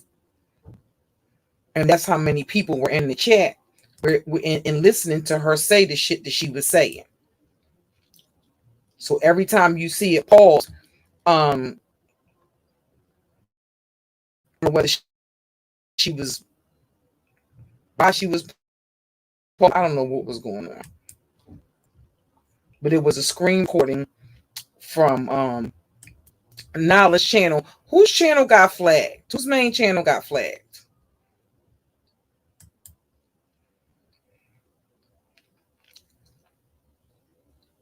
Okay, hold on. Hold on. You over here talking about y'all don't want dainty by you. You not have the ability to be dainty. 600-pound bitches can't be dainty. You can't. There's nothing you can do to be dainty. Look the word up, dummy. Like, you have made up in your mind that you're somebody that engage with you in your own learning style. Challenging people to body contests. Going over there telling people, I'm pretty. My weight fluctuates, baby. No, I'm going to tell you what weight fluctuation is. My weight fluctuates. That's between 5 and 8 pounds. That's weight fluctuation. Between 350 pounds and 450 pounds, that's not weight fluctuation, dear. That's not what that is. But because you have people sitting around you not being honest with you, Nyla's gonna be honest with you today. You need to be checking your cholesterol, your heart rate, your blood sugar, your blood pressure. You got so much more shit that you need to be worrying about than worrying about what Nyla doing over here. Yeah, he gassed her up with that fake confidence. I want to say approximately maybe hold on. Let me see if I can get the date. I want to say this was probably, I want to say maybe about June or July of 2019. Around about that. Around about June, or it could have been later. And I'm just estimating. I saw it after the fact because at that time I wasn't rocking with her like that. So I saw it quite some time after the fact, but I'm just estimating. I believe it was based on what was going on. Hey, eBay Cancer, I believe it was maybe about June or July of 2019.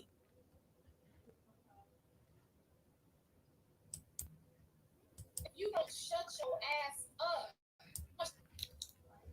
No, I'm gonna tell you what weight fluctuation is. My weight fluctuates. That's between 5 and 8 pounds. That's weight fluctuation.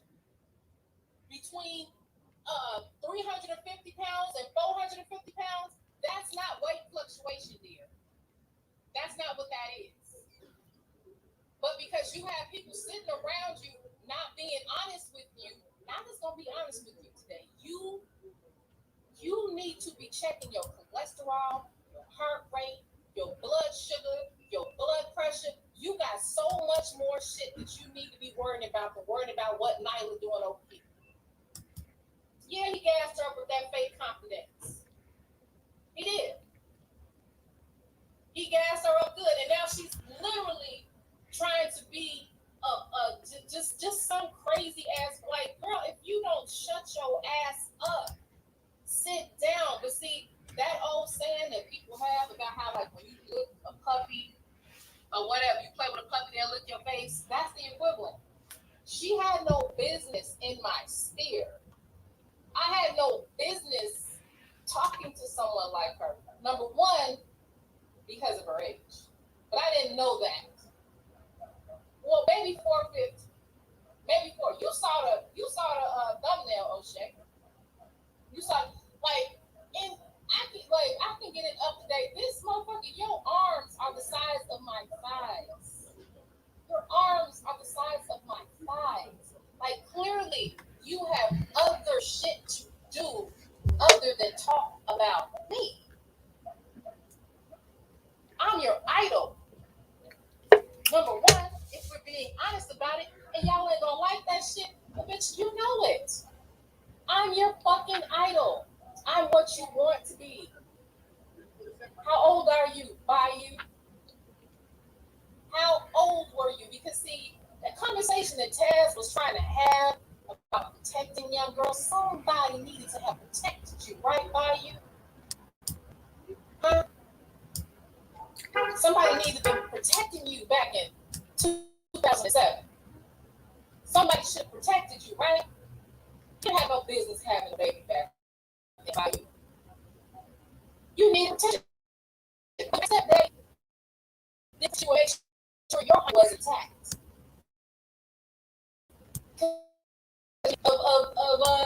Not even close. Were you even 13 yet?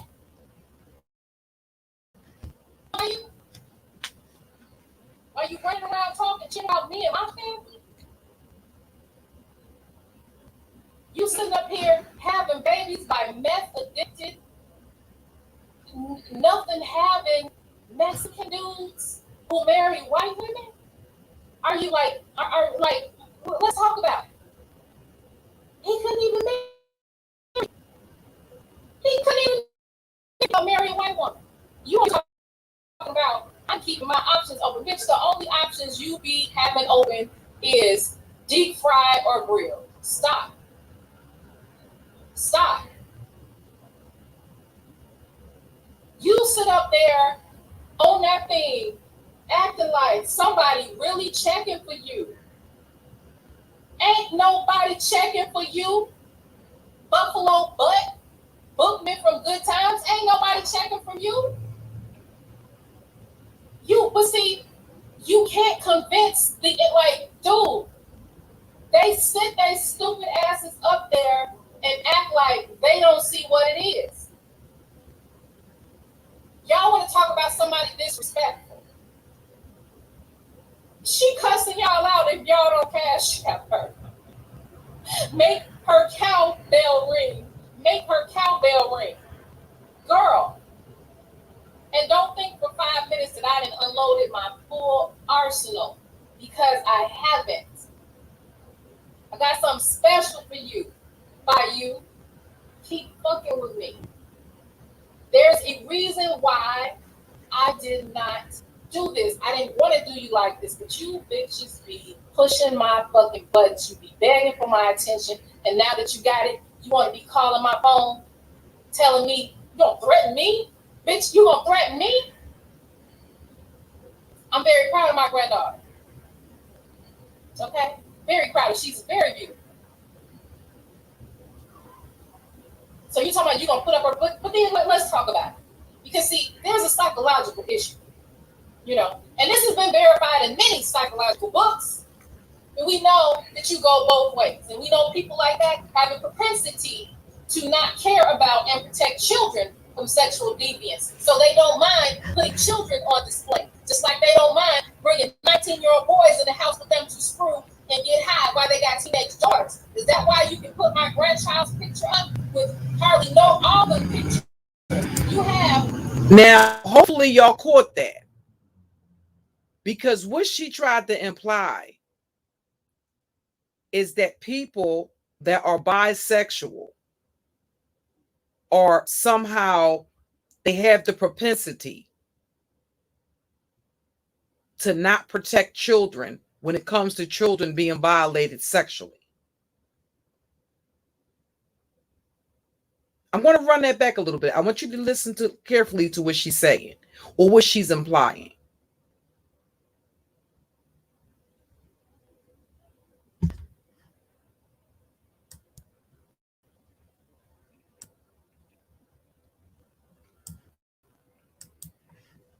Stop. You sit up there on that thing acting like somebody really checking for you. Ain't nobody checking for you. Buffalo butt, Bookman from Good Times. Ain't nobody checking for you. But see, you can't convince like, dude, they sit their stupid asses up there and act like they don't see what it is. Y'all want to talk about somebody disrespectful. She cussing y'all out if y'all don't cash out her. Make her cowbell ring. Make her cowbell ring. Girl. And don't think for 5 minutes that I didn't unloaded my full arsenal, because I haven't. I got something special for you. By you. Keep fucking with me. There's a reason why I did not do this. I didn't want to do you like this, but you bitches be pushing my fucking buttons. You be begging for my attention, and now that you got it, you want to be calling my phone, telling me, you gonna threaten me? Bitch, you gonna threaten me? I'm very proud of my granddaughter. Okay? Very proud of her. She's very beautiful. So you talking about you gonna put up her, but then let's talk about it. Because see, there's a psychological issue. You know, and this has been verified in many psychological books. And we know that you go both ways. And we know people like that have the propensity to not care about and protect children from sexual deviance. So they don't mind putting children on display. Just like they don't mind bringing 19-year-old boys in the house with them to screw and get high while they got teenage daughters. Is that why you can put my grandchild's picture up with hardly all the pictures you have of my grandchild? You put up a picture of her when she got on no clothes, and you think that's cool? Just because you can find these bitch ass niggas in the back that don't matter to nobody but themselves, and not even you a couple of months ago, to not say that you wrong for that, just because they hate me so much, you go and try to build an audience off of that and put that baby up there and then threaten me with doing it again. Listen, Auntie Wanda, ain't nobody abused this hoe, but she is on medic, she is on anti-psych meds, and I don't like to shit on people that take them, because hey, people need their shit. I feel they should have it. But if you know it's something wrong with you, you know you on them pills, you need to move like you're on the pills. Move. Keep in mind, her daughter is a lesbian. Her daughter is not a bisexual. Her daughter is openly gay in a relationship with a white woman. She's been in relationships with several white women. It's interestingly enough that she's all Miss Pro-Black and all.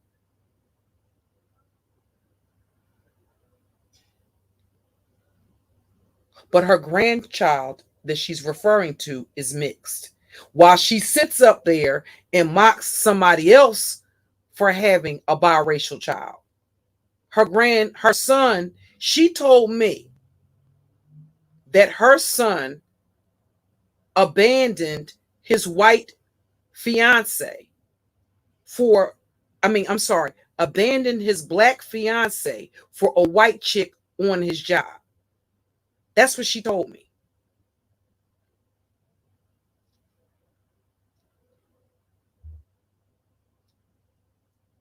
The reason why the son had to go get custody of the granddaughter is because the mother was addicted to meth. That's not the white woman that he left the black fiance for at his job.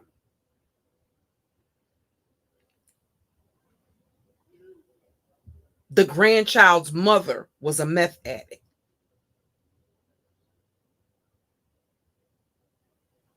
She told me that herself.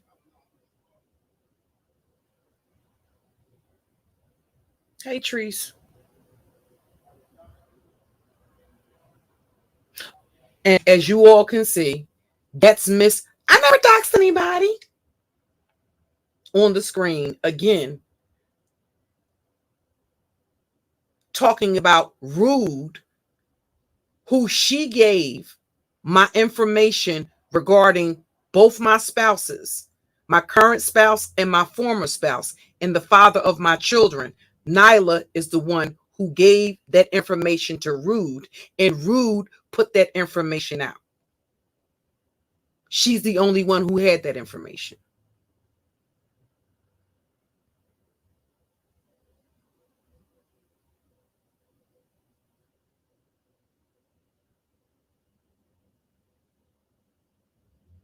There was no connection on social media, including reverse lookups on previous addresses, that would have ever connected the father of my children, my first husband, and my second husband.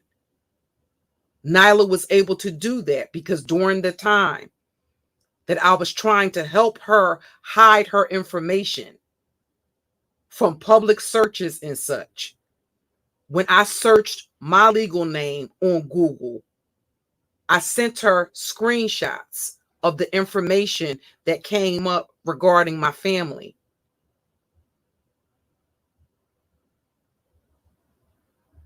When I searched my legal name, nobody else had ever been given that information but her. So she is the one that gave Rude that information in order to put my information out. Now, the reason why she wanted Rude to be doxxed is because Rude was exposing the nature of the relationship. Rude was bringing Uppity Unicorn onto his platform to expose Taz and the nature of the relationship between her and Taz. And at that time, Rude was attacking both Nylah and Taz and their platform. And China White was feeding Rude information. Well, basically, she knew and was feeding Rude information so that he could be able to attack their platform.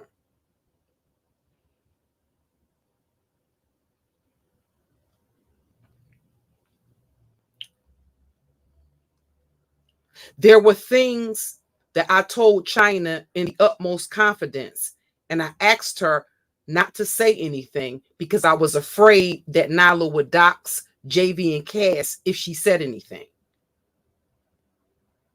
China fed that information to Rude. And one night when Rude was on O'Shea's panel,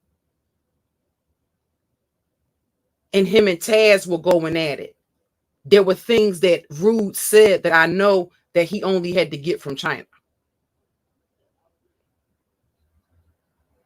So it became evident to me that she didn't keep the confidence that the confidence that she swore me to.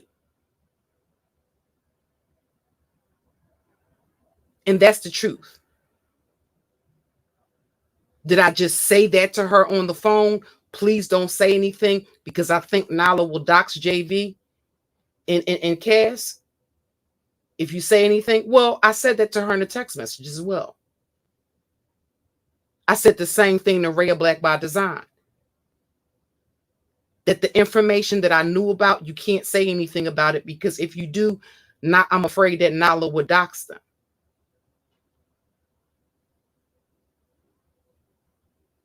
And nonetheless, China White was feeding that information to Rude so that Rude would be able to more strategically attack Taz.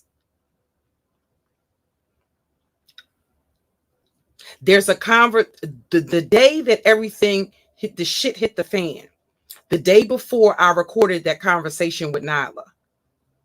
Okay, I was actually listening to multiple streams, and for whatever reason, I had my recorder so you can hear all of these different damn recordings going on. I'm trying to record the streams in case they take them down. So I was recording the stream that Fantastic was having.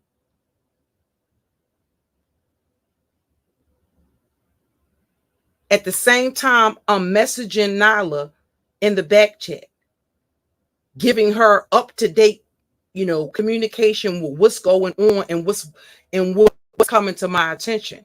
I'm asking her, are you being sued? The bitch is lying, telling me no. That same day, Rude and Uppity Unicorn were trying to get on Nyla's platform. And Nylah and Taz refused to let them on the platform. China contacted me and told me that Rude and Uppity were backstage. I then messaged Nylah and said, listen, Rude and Uppity are backstage. You're going to have to let them on the platform or it's going to seem like you hiding something. Or that you don't want to confront the situation. She said, I told them if they turn their camera on, she'll let them onto the platform. That's what she told me in a back chat message. At the same time, information is coming out about this lawsuit from Fantastic's platform. And as I'm recording Fantastic's live stream, who calls me other than China White? And she's talking cash shit about Nylah and Taz. So she was 100% riding with Rude as he attacked their fucking platform. So although people might be impressed with this fake Fugazi shit they see, I'm not. They're playing YouTube politics and doing whatever they have to do publicly to save face. I've told you, these people are not, they're not, they don't live in reality. This is their little fantasy here, where they're make believe celebrities. I say I'm a cyber rock star for banter. These motherfuckers actually believe that they're celebrities. But when you look at their name on YouTube, you don't see a check next to their name. That will confirm that you are actually a public figure, that you're actually some, that you hold some sort of rank or something. You don't have a check next to your name on Instagram. You don't have a check next to your name on Twitter. And you don't have a check next to your name on fucking YouTube.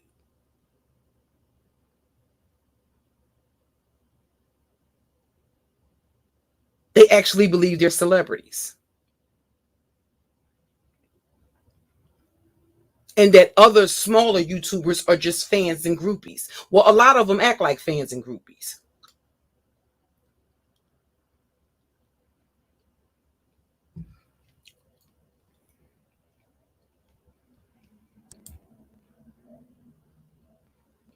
Now, was Rude privy to that before he made the decision to put my information out? He absolutely the fuck was. He absolutely was.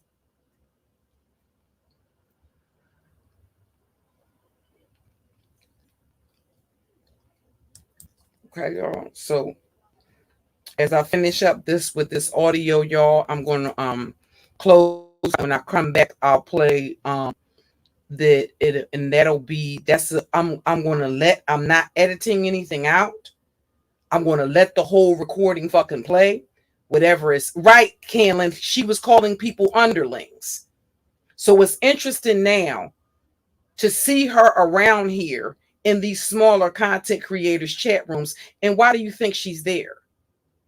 She's there to recruit minions and flying monkeys that'll windmill blindly for her.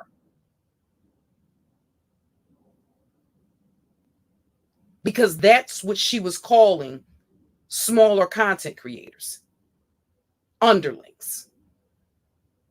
And until Suge started exposing her,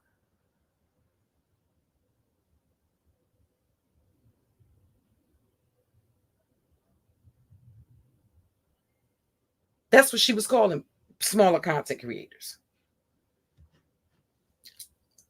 Okay? Hey, viewers of you. Right. We're regular damn people on YouTube.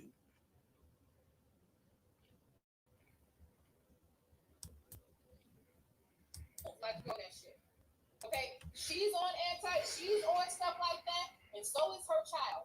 And that is why I am telling you, she has too much time on her hands. Because if I had a child with that many problems, especially this.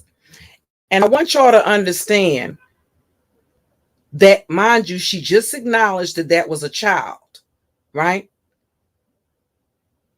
And what the narrative that she spread was that Bayou Bunny's daughter was suicidal over a lesbian relationship she had with another little white girl, a little white girl at her school.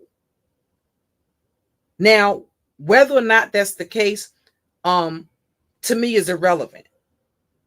Why was that anybody's business? And keep in mind, I just showed you there's a chat room full of over 400 people. Whose fucking business is it that her child is on prescription medication? It doesn't matter what the fuck the child is on prescription medication for. But here you have your community fucking activists. These are the motherfuckers that are down there reporting on Polite. Now, the interesting thing is, Bayou's daughter is the same age, or around about the same age, that the alleged victim in the Polite case is.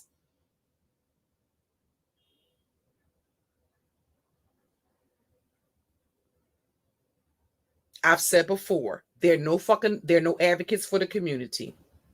And mind you, you already heard Taz in the background. So you know that he's there and is able to hear everything that this bitch is saying.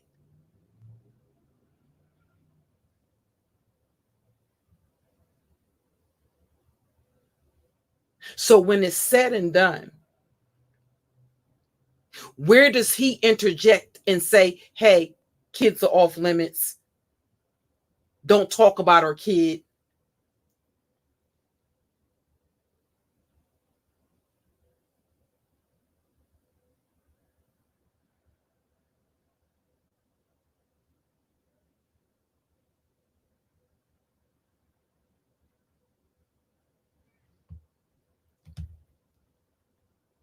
But again, she's making fun of a child that she's claiming is on medication.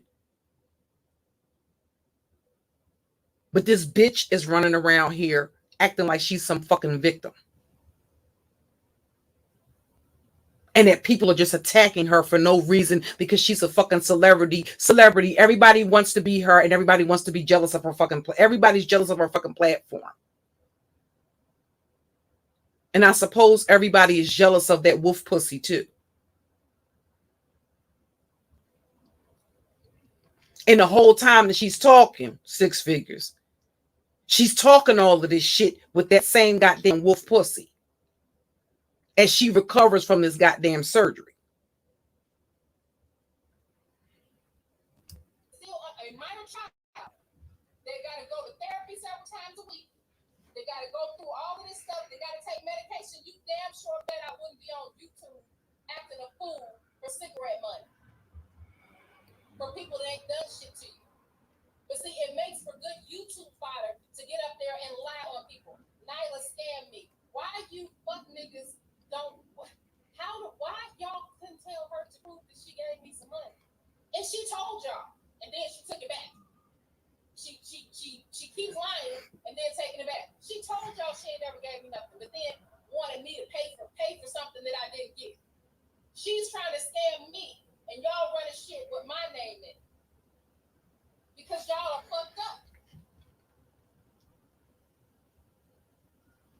Leo Anthony says the funny thing is Bayou went off on Nylah because she saw her on JB live stream. Assumed they were talking shit about her. They were talking about being done with YouTube drama, not her.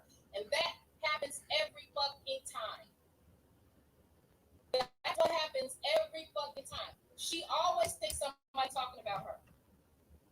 And see, the people that be dick riding on the strength of it gives them a thrill to talk shit about me and because they want bad shit to happen to me and stuff, those motherfuckers, they not gonna be honest and tell. But let me tell you what this bitch do, because several people have told me she's done this to them.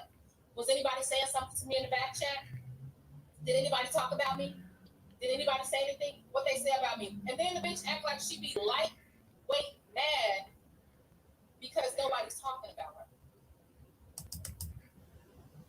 Right. She claimed that right. Well, see, that number moved and moved and moved. Yes, she's paranoid. Yes, she's paranoid. That shit that JB was not talking about her. But this is the thing. She talks about women that she goes after most.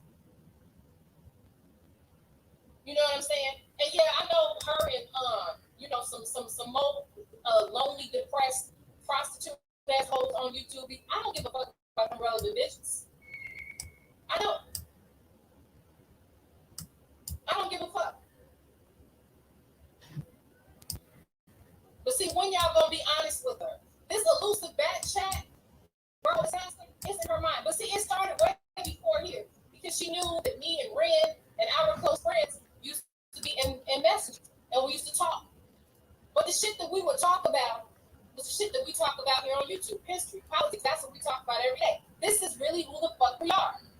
So she would always ask me, can you put me in some chat boxes? Can you put me in some, like, bitch, get a life. Why you don't have no chat boxes? Why are you always trying to hang on to somebody else? Why are you always trying to hang on to somebody else?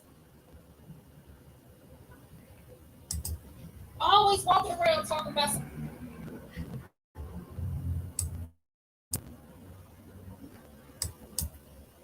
It's probably about it's actually probably about 24 more minutes left. I'm going to go have some lunch, y'all. And when I told y'all the straw that broke the camel's back was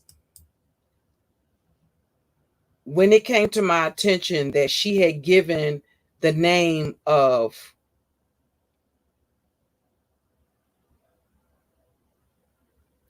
Nate Wilson. What if you need proof, if you need further proof, I'm certain I'm not certain what are you asking? What are you asking?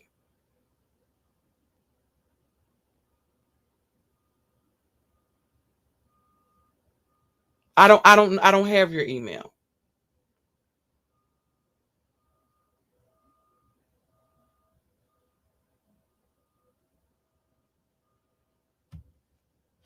Okay, I'll put it on the screen.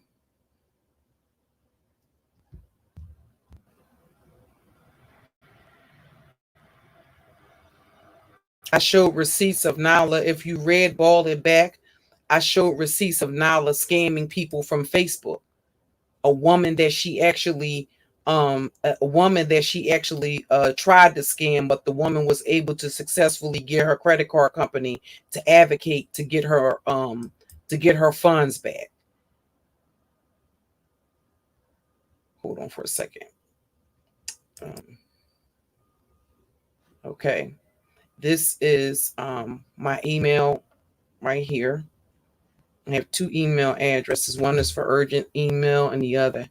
And you remember I told y'all, I said that people were asking, she was claiming that she didn't do it. Not only did I see her, I was there and I saw her tell Super Sly she would send him the name of an alleged sexual assault victim. And she sat right in my face and lied and said, I didn't give her name. I just said she's a YouTuber. She's young and she used to mod his channel. No, she didn't. And do you know how I know she didn't?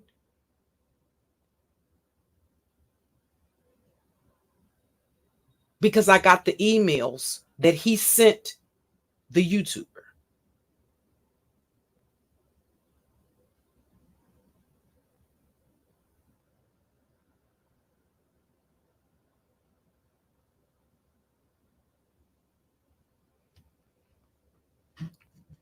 While she's running around here pretending to be some damn victim, her and Taz were running around labeling people pedophiles and rapists, even if that wasn't something applicable, in order to get revenge against Taz's enemies. That's the reason why Obsidian stopped. That's why Obsidian stopped going to Ren from the Neutral Zones platform, because of Taz calling him a pedophile. Because they were talking about dating younger women.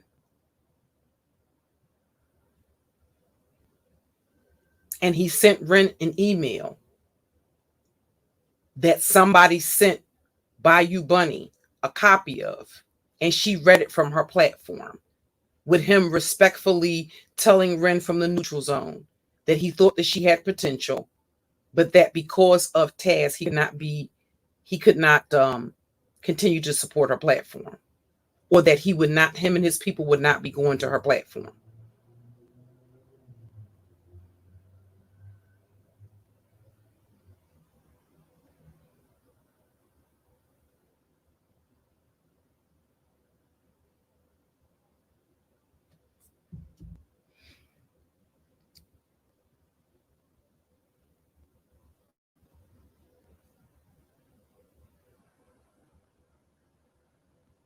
So as people are messaging me saying, hey, listen, why did she give him her name? I'm saying, to her, listen, people are hitting me up, asking me, why did you give her your name? Why did you give Super Sly, somebody who is hardcore manosphere, Why would you give him her name? And she sat right there and lied and told me that she didn't do it. This is the personification of gaslighting, because you see the person doing something. In this particular live stream, Super Sly was calling out Game Changer on these allegations.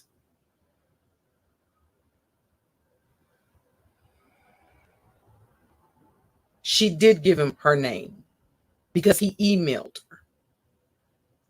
She gave him the name during the live stream because when she emailed him, clearly she had given him her name. So it was never about these aren't motherfuckers that are interested in some victim in victims or protecting victims. It doesn't matter whether it's sexual assault, childhood sexual trauma. It doesn't matter what it is. They can't claim that they're about that when they support people. What was the first thing that Rude said?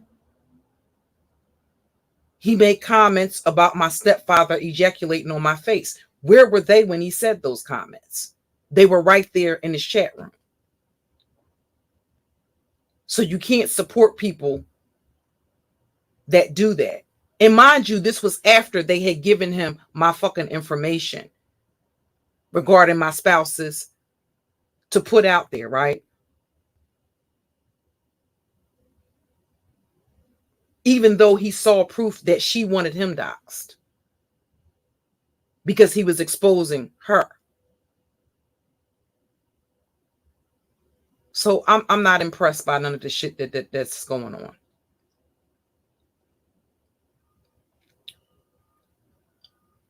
How the fuck are you an advocate for victims of domestic violence when you're with a nigga that has a history of domestic violence?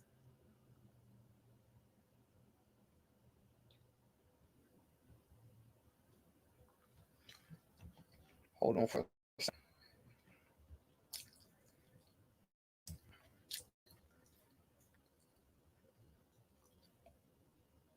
And I actually have his record of goddamn domestic violence.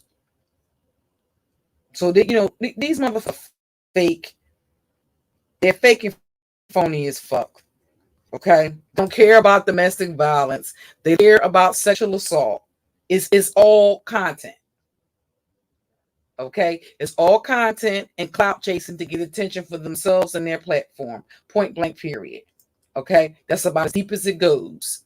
And like I said, Tonya TKO is about as fucking phony as the fuck it can get, because Tonya TKO was emailed regarding and sent Taz's criminal history before she exposed her audience to him. And it didn't stop the bitch from collaborating, because at that point they're playing YouTube politics. Once you realize that that's what the majority of these motherfuckers do, you won't be that invested. It won't shock. Hey, Soap and Wash. It won't shock and surprise you. Okay. Six Figures, can you start dropping the links to the other content creators that came into the chat, and anybody that shared the live stream? Can you drop the link to their channels, please? I'm gonna get ready to close out and go have me some lunch. When I come back, I'll finish the rest of that recording and then go into the audio recording. That's about 3 hours long. I'm going to put it on and just let it play, and whatever is on it is what's on it. Okay, I have other audio recordings that were recorded after that. Okay, whatever's on the recordings is just going to play. I don't do any editing and blotching this out. I don't go through all of that. Okay, it is what it is. If I said it, that's just what it was at that time. Okay, but hold on. This may actually be it. Give me 1 second. No, that's something else. Yeah, I have to go through my other email and get it. But at the end of the day, this is the bitch that's under different troll accounts coming into my chat room and shit, coming under my videos and shit, leaving comments about my wig. That's all this bitch does is troll and stalk.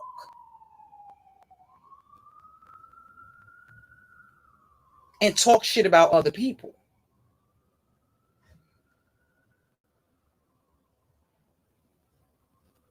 She don't have a goddamn explanation on the green goddamn sun.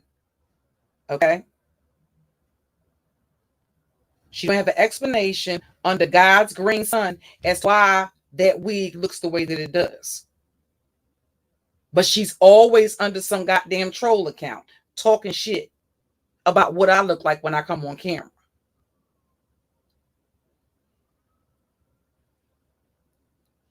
And you know that ain't all the pictures.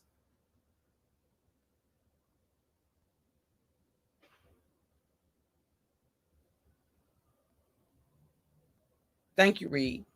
You already know that ain't all the pictures, ho. We're going to show what you look like up close and personal with your goddamn makeup on. Your drawn on eyebrows and shit.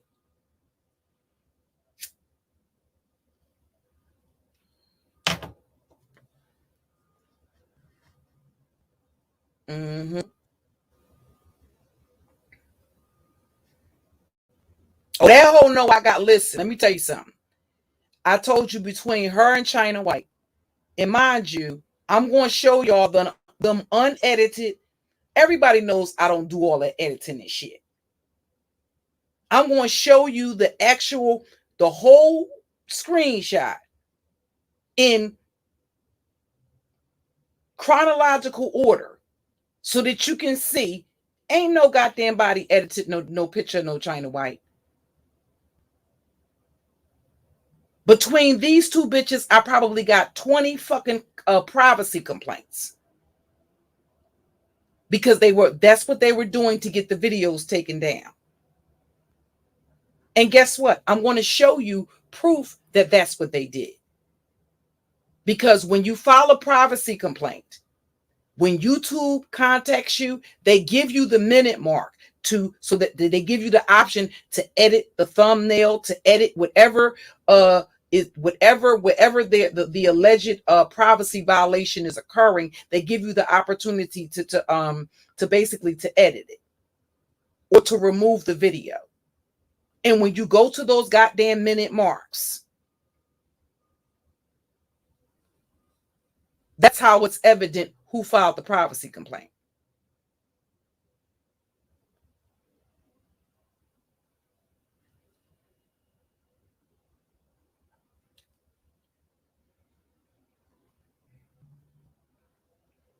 And mind you, this is all the result of this broad not being able to move on with her life. I moved on with my goddamn life. Okay? She's the one who can't move on with her life. Okay? All she does is go around troll under different goddamn troll accounts. Okay?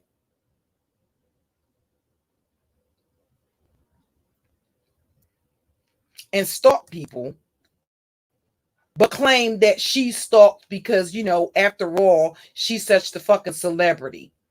Now I want the bitch to continue to lie about her man's fucking criminal history, because that's going to come out too, since they had themselves such a slap happy time with my goddamn criminal history, putting out all my fucking information and my family's information. Okay? I want her to continue to lie, and we're still waiting for those two. We're still waiting for the proof that those kidnapping charges, okay, were not the result of domestic violence, even though the charges are linked with domestic violence.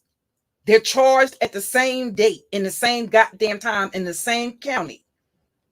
got the same record number, but they not associated. This former drug mule that accused me of being a fucking drug mule actually went to prison for being a drug mule. So I'm trying to understand, at what point does he become a domestic violence advocate? After which ass whooping did he become a domestic violence advocate? After which ass whooping?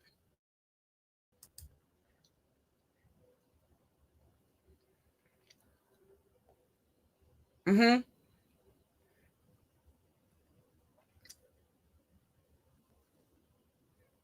So again, the people that are telling you, they're talking about my history, calling me a drug dealer. What's that?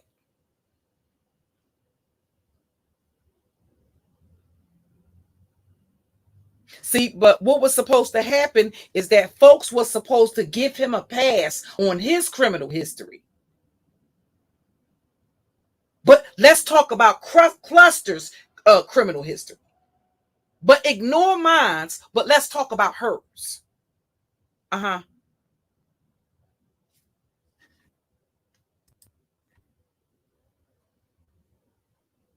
And no, you were found guilty.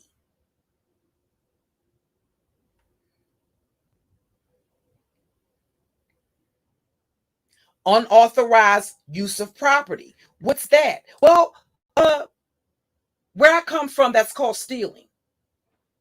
That means you're using somebody's shit without their permission. It's like if you take somebody's vehicle and they didn't give you consent to use it. Yeah, that's kind of like what that is. What about those charges? Hey, Brandy. I'm sorry. That's a guilt charge. Now, mind you, these are the motherfuckers that want to talk about me, my criminal history, and my family's criminal history. What about yours?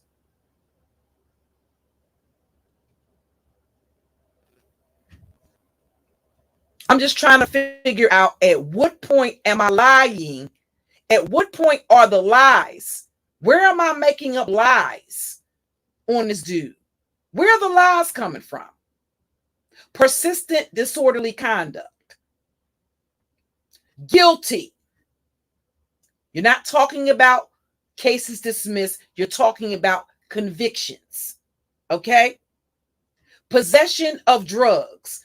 Dismissed. And mind you, a lot of what comes out of these motherfuckers' mouths is sheer projection. Because here's the thing. This says this is a drug case. It's dismissed the prosecutor's request. Oh, that could mean one of a couple of things. Because sometimes prosecutors dismiss cases. That right here is what you call a record of a prosecutor favoring for a defendant. Why would a prosecutor do that? The person that has a history of drug charges.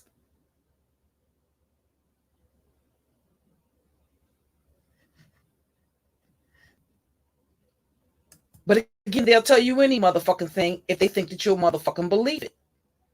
Okay?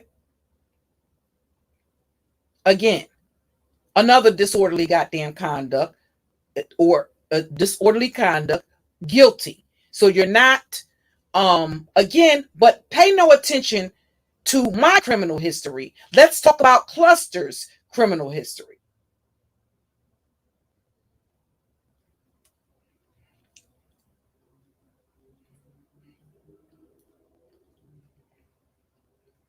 What is it with these niggas and this noise? And again,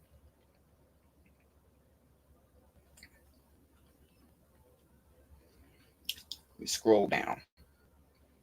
Resisting arrest. Mm-hmm.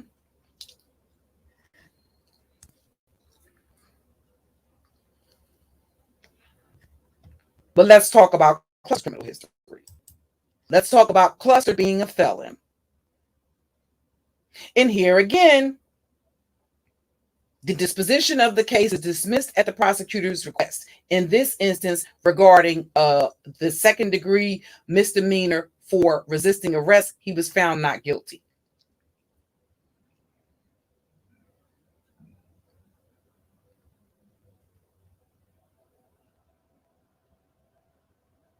These are all the same cases because of the I could tell you the same case because of the number.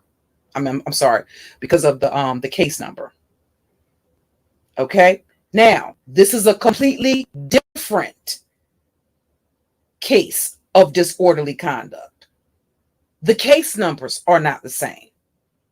But again, pay no attention to Taz Exclusive's criminal history. Pay no attention to Nylah Says' criminal history, and let's talk about Cluster's criminal history. Let's talk about Cluster's son's criminal history.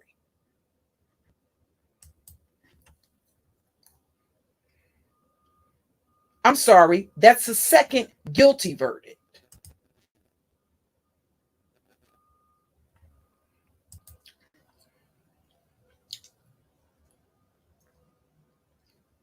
A criminal charge of theft. But again, and I hate to be redundant, but that's the way that they sound. Constantly bringing up my criminal history as if they don't have one.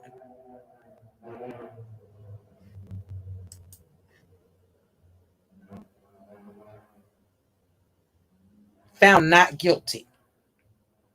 Nonetheless charged with theft, misdemeanor theft in Columbus, Ohio. Okay?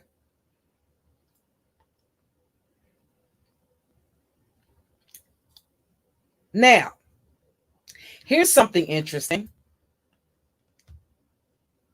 Why did Nylah Says elaborate on this?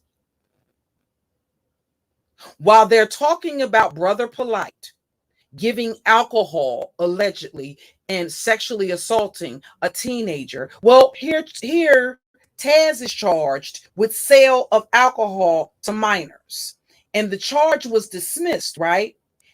Now, when he was asked what circumstance that was, it's either one of two things. Either you purchased alcohol for a minor knowingly, which is why they charged you with it. And see, you won't be able to get me with the, oh, that was dismissed bullshit. Because the fact of the matter is the cases that I beat at the end of the day, fortunately, because of double jeopardy, a lot of things I was guilty of. So I'm sorry, I'm not going. So that says one or two things to me. Either you knowingly purchased alcohol for a fucking minor. The circumstance that you allege that you committed this offense, you admitted yourself.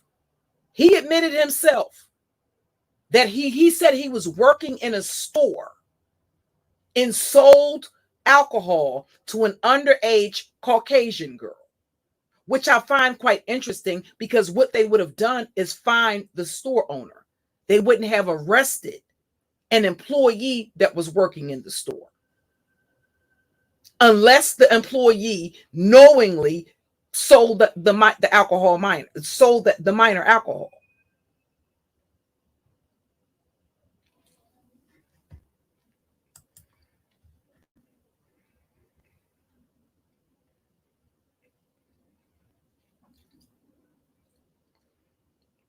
Possession of marijuana.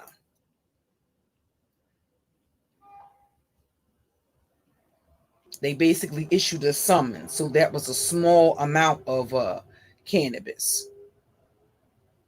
Disorderly conduct. What happens in this instance, y'all, this is the third disorderly conduct. Well, he pled no contest.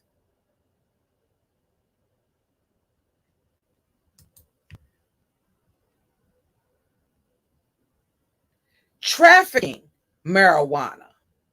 Okay, again, there are no trafficking drug charges on my record.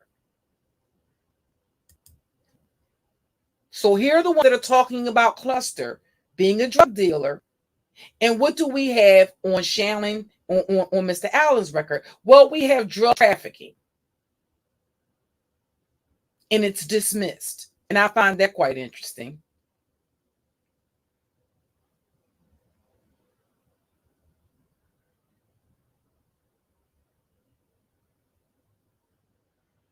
People are expected to be responsible, but they can't do things like keep their licensing and their tags and shit like that up on their goddamn vehicles.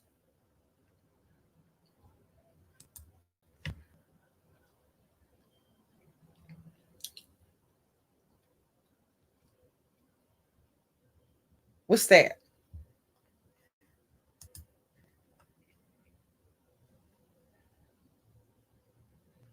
Mm-hmm. Domestic violence charge. And again, I'm not impressed with the outcome of the case, because we all know that women don't come to court, and that when they make up with their baby daddy, their husbands, their boyfriends, or whatever, they don't come to court, and the prosecutor has no other choice but to drop the charges. So people can continue to act like they're dumb and don't know what the fuck is going on all they want. Now, here again, okay, you're charged with trafficking in crack cocaine. These are the people that are telling you that I'm a drug dealer. Right, Treese. He admitted giving the alcohol to a minor white child. But again, because it was a white child, that was okay. And I want y'all to think about the people that have heard this shit and act like they didn't hear it.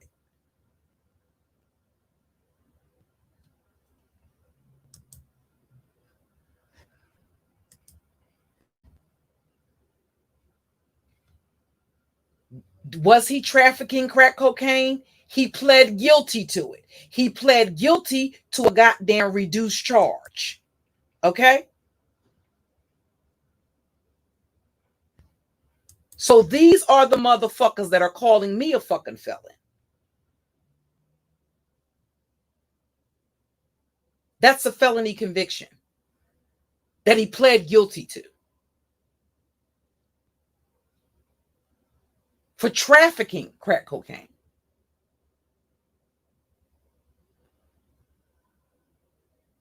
When that bitch got up there on her platform and asked for the support from her audience and from people so that she can go state to state and talk about, and file charges and file civil suits and hire attorneys, do you think this bitch didn't know the whole goddamn time that she was up there telling that a chat room full of fucking people that I was a fucking drug dealer? This motherfucker this motherfucker had a similar history, but ignore his and focus on mine.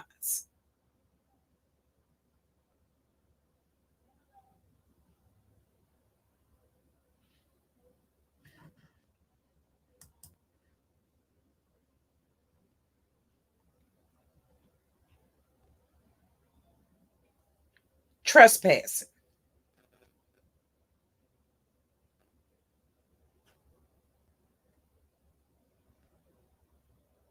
Another disorderly conduct. Now, did he ever go to the Department of Corrections? Yes. What did he go to the Department of Corrections for? Right? Drug trafficking, i.e., being a fucking drug mule. That means that he was not the plug. He was trafficking cocaine for a plug and got caught doing it and pled guilty to avoid a stiffer penalty. Point blank, period. Tonya TKO was sent this exact same record and continued to do collaborations with him.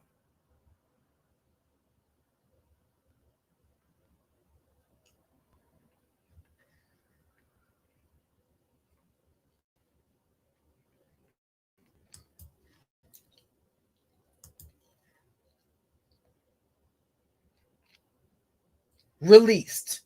That means that he did his time in state prison in the Department of Corrections. Everybody that likes to make fun of the goddamn DOC.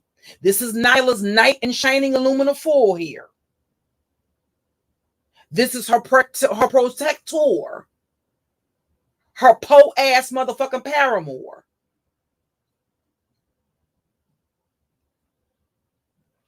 Again,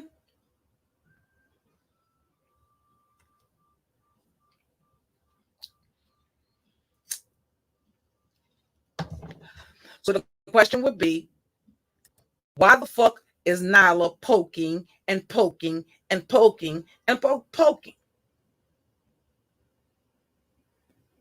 Why are they taking preemptive strikes when I don't even mention this bitch?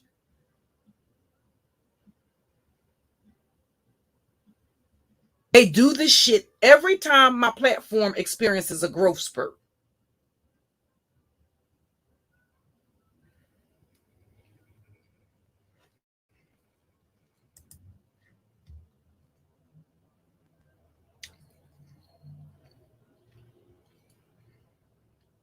Okay?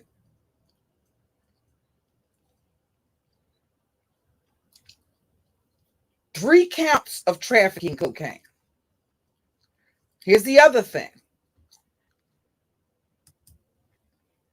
Now, the interesting thing is, like I said, that's a bunch of bullshit. He did not kidnap any white dudes.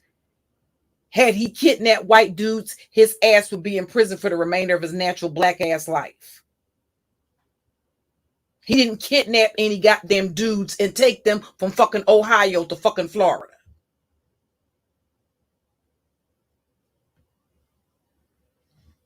On the same goddamn day that he's charged with other domestic violence related charges. Like, I don't know what to say. Like, at some point, the shit becomes laughable. Listen, if they like it, I love it. Okay?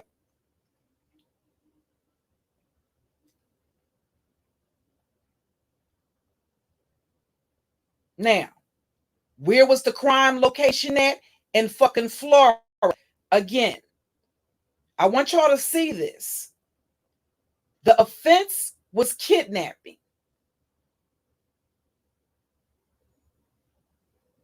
That's the offense code. It's an F1 felony, right? This is the case number. He had to spend time in the Department of Corrections. And what happened? He was sentenced for it. Again, child, listen.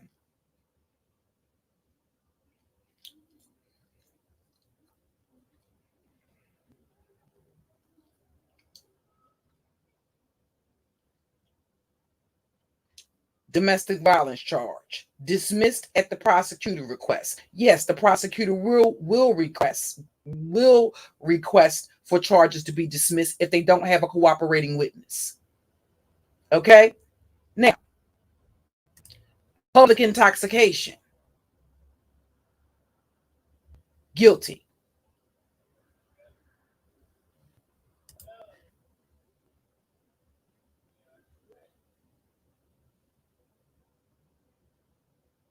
Domestic violence.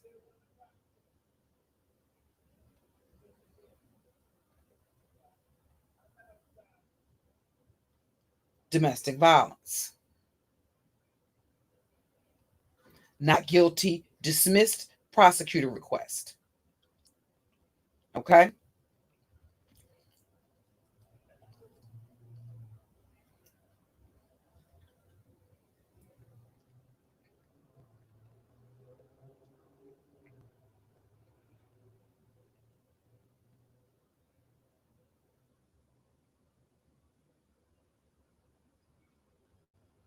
This is a guilty plea, guilty, convicted by plea.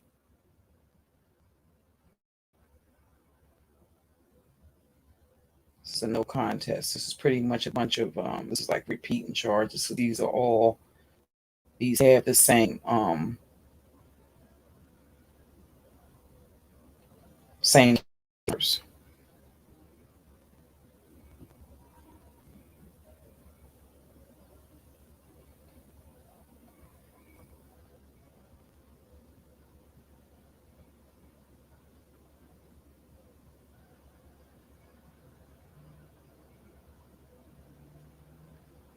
another charge of kidnapping that was charged in Ohio. Now, what could have happened is that Ohio may have dismissed the case because the case was being tried in another state. So make these people show you damn receipts. Make them show you the receipts.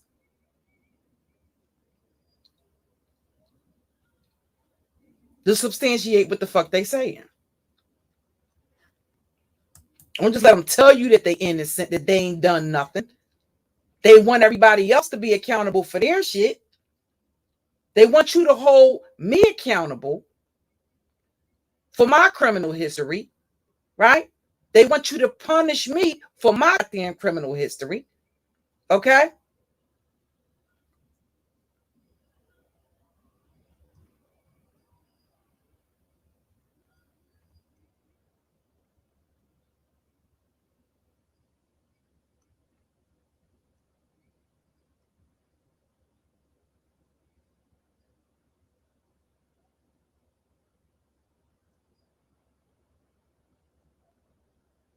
But they should be excused. They should be, granted some sort of immunity because of the immunity for theirs, while they judge somebody else on their shit. Okay. So y'all, I'm gonna get ready to go having some lunch. I'll catch up with you guys a little bit later on. Thank you all for coming through. I appreciate you. Okay. And I'm gonna go have me some lunch and maybe take me a little nap, and I'll be back a little bit later on with the remainder of the audio. Okay. Until then, peace.